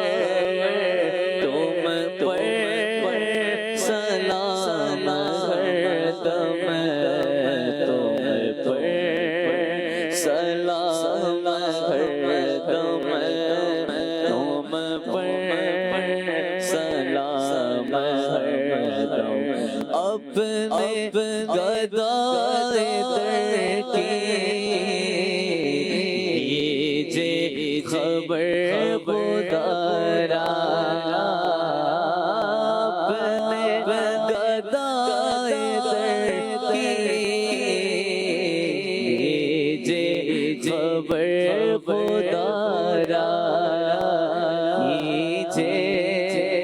گرم حسن پر گرم حسن پر تم پر سلام ہر دم، تم پر سلام ہر دم، تم پر سلام ہر دم. کھلے آنکھ سن اعلیٰ کہتے کہتے، کھلے آنکھ سن اعلیٰ کہتے کہتے، کھلے آنکھ سن اعلیٰ کہتے کہتے. ناظرین